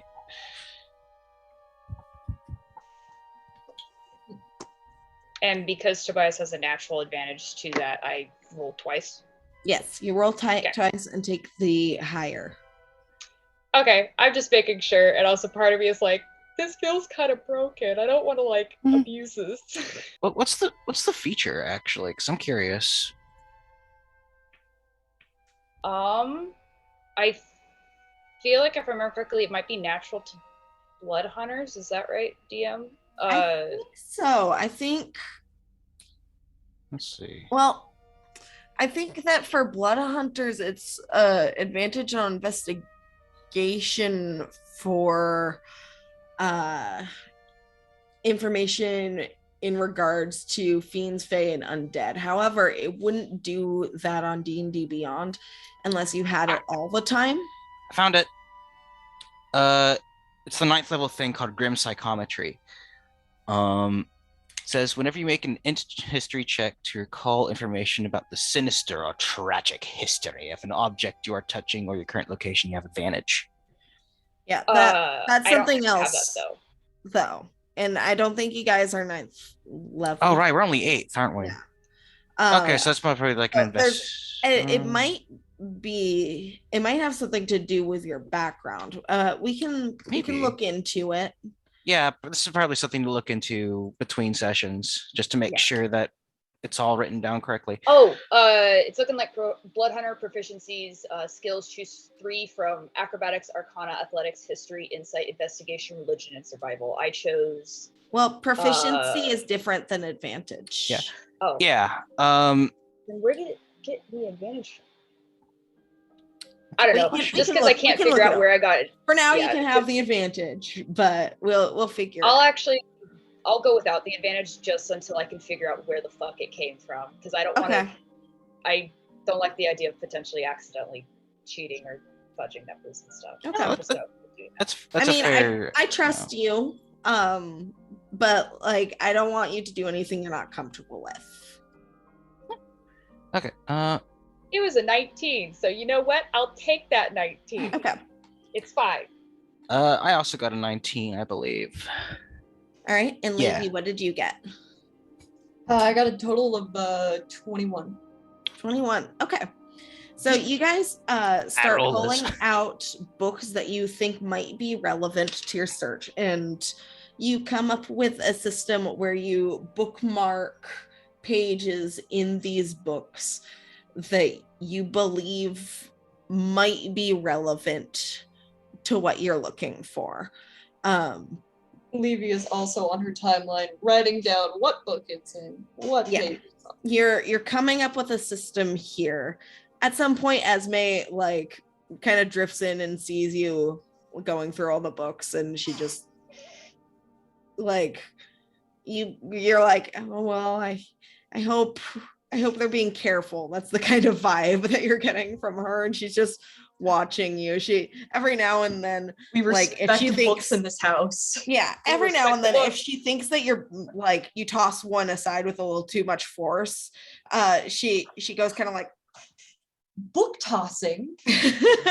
In our How household, would you assume that would ever happen? Yeah. So she's watching you, and so this process that you are beginning is going to be a long one, but you feel like between the 3 of you make like a good dent in what you're hoping for. Are there any conversations that are had through this? I imagine we're all kind of just focused on parsing through the information and seeing what we can find and whatnot. Okay. I would also like the 3 of you to roll history checks. Ooh.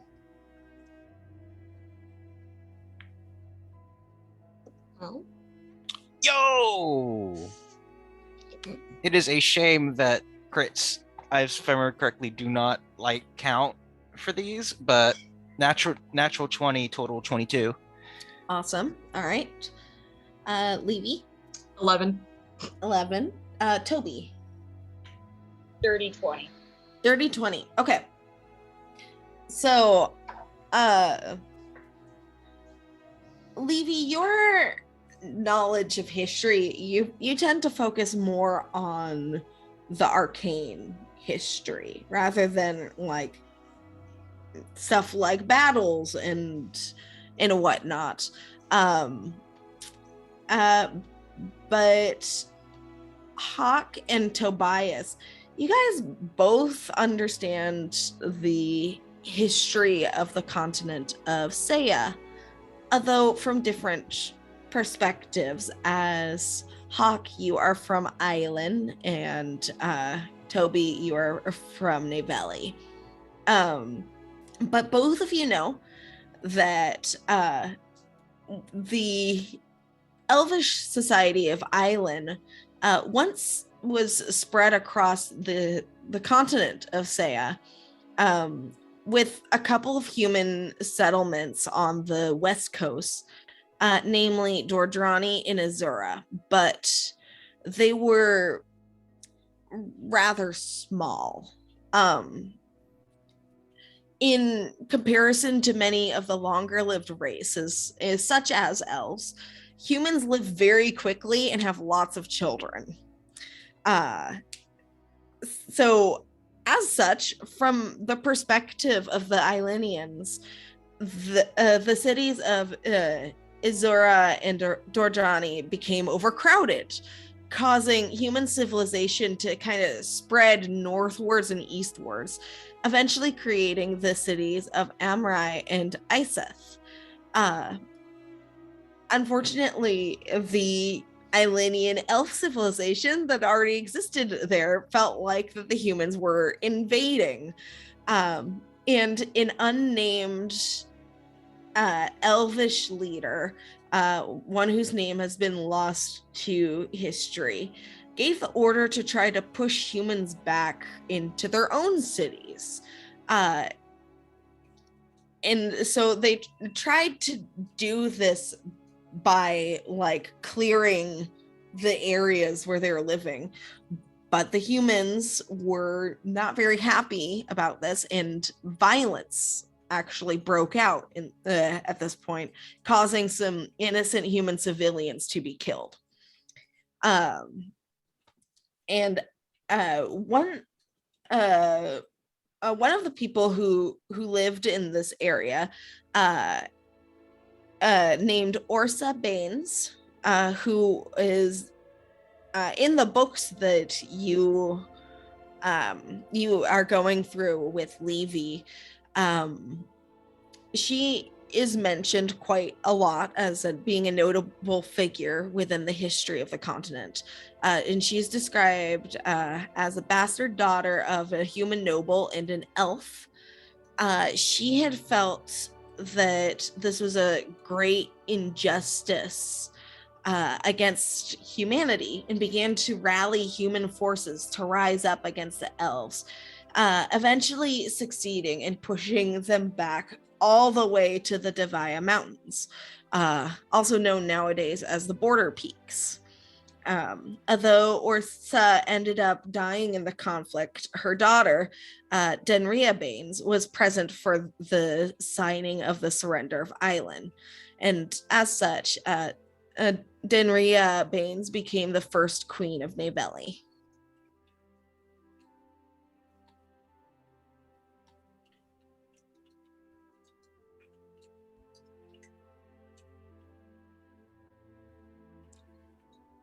This is all information that Demir would have had if you rolled a natural 1 that one time to forget what elves are. Well, they're basically pointy-eared humans, right? No, elves are the ones that live underground and are short and beardy.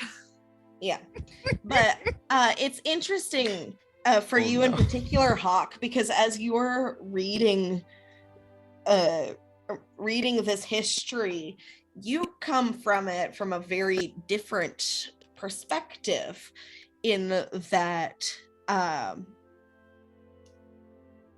according to the history of Island, many of the humans like started invading some of their own some of the elvish cities, and were eventually forced into the council of the capital of Island. They were essentially forced to sign a treaty.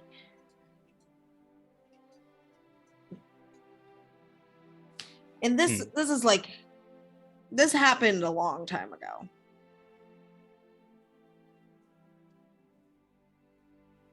But Is it's interesting the different perspectives of history that are presented in different countries. Is this history or is all this information written down somewhere? Because I know, didn't you share a document at one point about the history of Seo? I shared a document one time about like the overarching history of the world. But this happened this all occurred during the conflict era, which was a couple of eras ago. Okay. I'll send out like the specifics of what I just described in a little bit. Thank you. I'm like trying to speed type as fast as I can. But it's all, I can only do so much. Yeah, I imagine that Mackenzie might want a copy of just everything that we just heard to note down somewhere. Mm-hmm. Yeah, So, anytime we receive new information, I add it into my session notes and stuff, which also reminds me, maybe at some point I should just give a shareable link to you guys if you want to read, if you need to read through it for whatever reason stuff. But I try to make sure I have the names accurate, the location names accurate. I don't always have location descriptions and stuff unless it's like very notable or important things. But yeah. Yeah, I mostly just take character notes so I can keep track of like things that Hawk specifically knows. Because like if I wrote down that everything that everyone learned, I eventually my brain would get crossed and I'd accidentally metagame, and I don't want to do that. Yeah, I know. It's just the way that my brain works. I appreciate that someone's noting down everything. Yeah, I generally note in my notes who is where, who is hearing this, etc. Okay.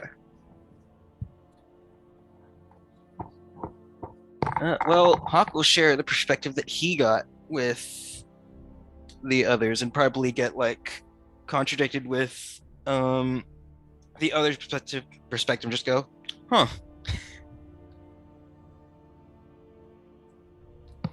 Yeah. Hawk, you know that these days the capital of Island is called the Turning Spire, which is located on the island to the northeast. And you know that the leaders of the country are three mysterious mages who generally give orders to the generals and nobles, which are then passed out to the rest of the country. And the Turning Spire had originated as their own study, their own tower, so that they could study magic, and they are believed to have been so long lived that they could have been the original leaders of the country itself. However, in the last couple of decades, they have been mysteriously silent, leaving much of the country to govern on their own.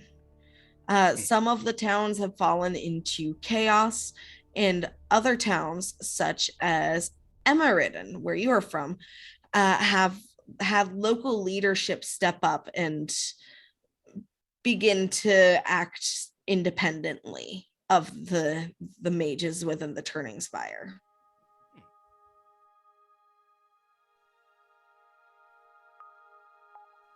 Lord, it's great. Yeah.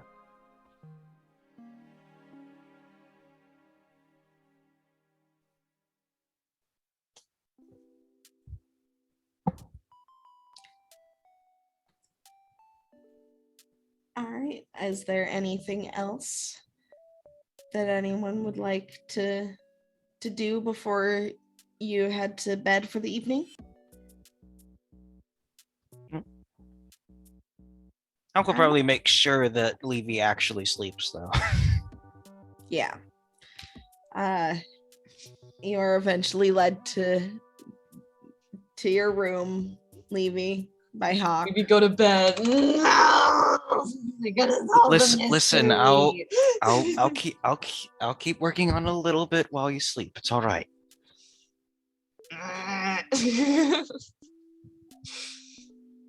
Demir made dinner with bread, and the bread is so much fancier than the like last loaves she made. Like the designs, like stamps.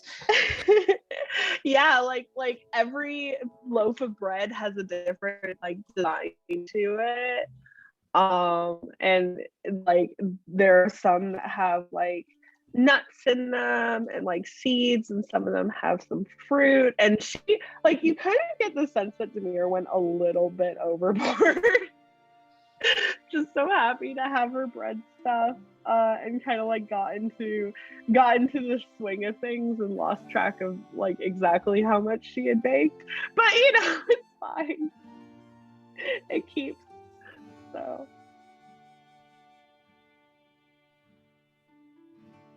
All right. Levy will be pulled away for food and crawl into somebody's lap and fall asleep eventually and be like, when I'm studying.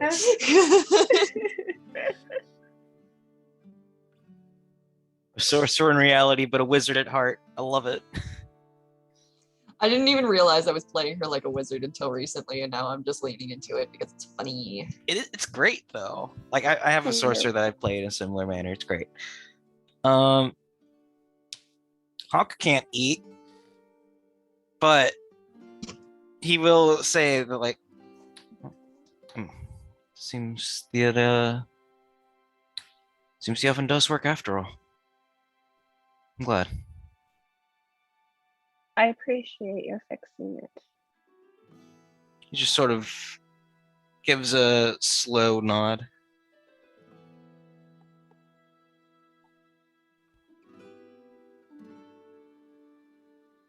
Hopefully that's a bit less reason to be angry. I'm not angry with you, Hawk. No? No. This is far more useful to me than an apology was.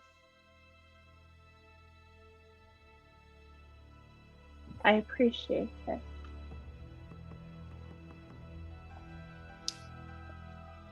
That's more than I could have hoped for.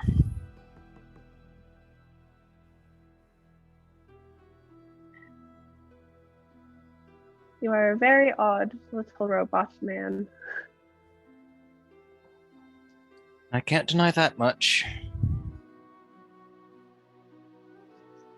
But I do care, and I want to be on good terms with everyone here. I may not be able to do much, just slinging arrows and hoping that it works, but the last thing that I could ever want is to have hurt someone.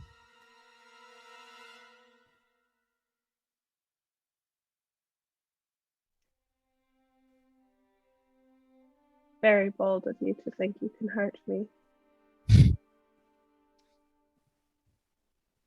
I will take that as a reassurance.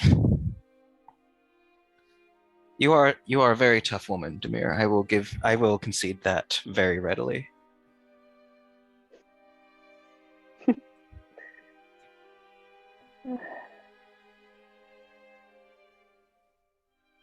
I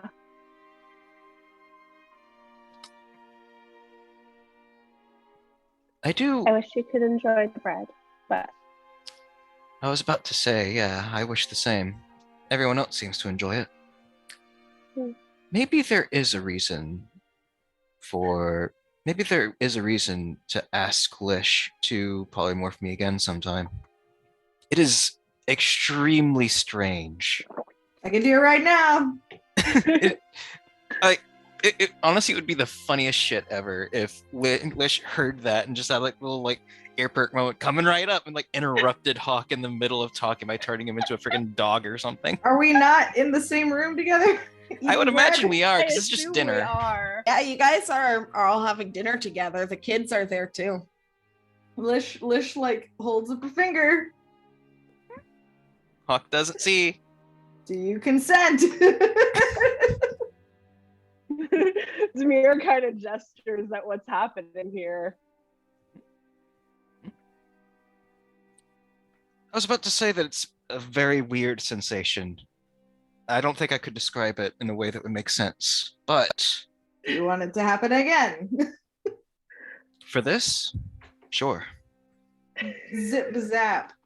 I turn Hawk into I don't know, what's something that enjoys bread?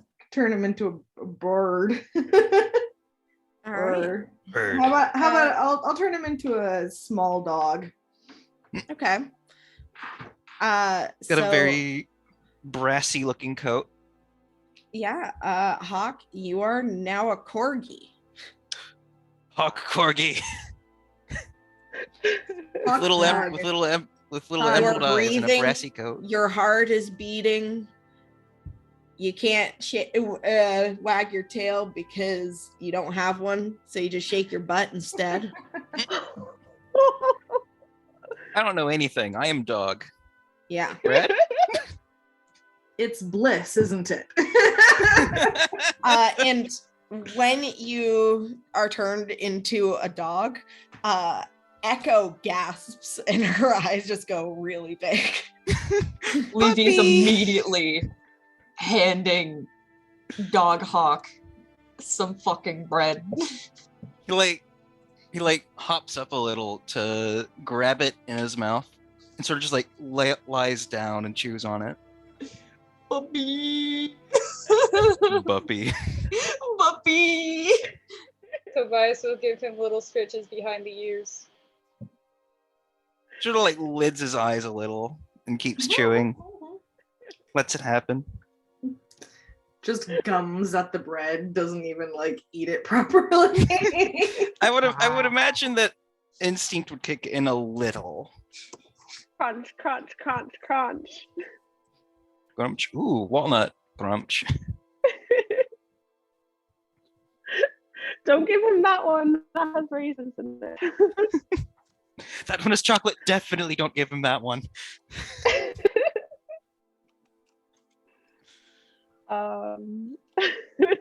Yeah. Yeah. We have a robot dog friend. So, with that, I think we will call session. It seems like as good a place as any. Oh man, we got so much good lore drops. Holy shit, y'all. We got Oh, the such goods. good things. Thanks for playing, guys. It was a joy.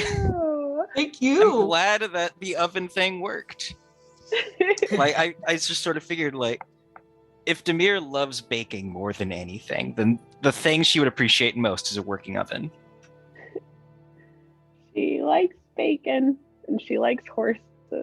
She's a very simple girl. Yeah, when are we getting true horse girl Lish or horse girl Demir drop up in here? I mean, Lish can be a horse We need girl to- if he wants. We need to find a.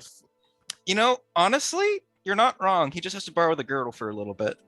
He can be the horse for the girl. No, he can be both. That's what I'm saying. he can be the horse girl. Borrow the girdle, girl turn into a horse. horse. My other character, Nikolai, is the horse girl. Lish isn't as much of a horse girl. No, I'm saying you can be the literal horse girl. He can be a horse with a girl. You can go find a There it is. centaur if you want.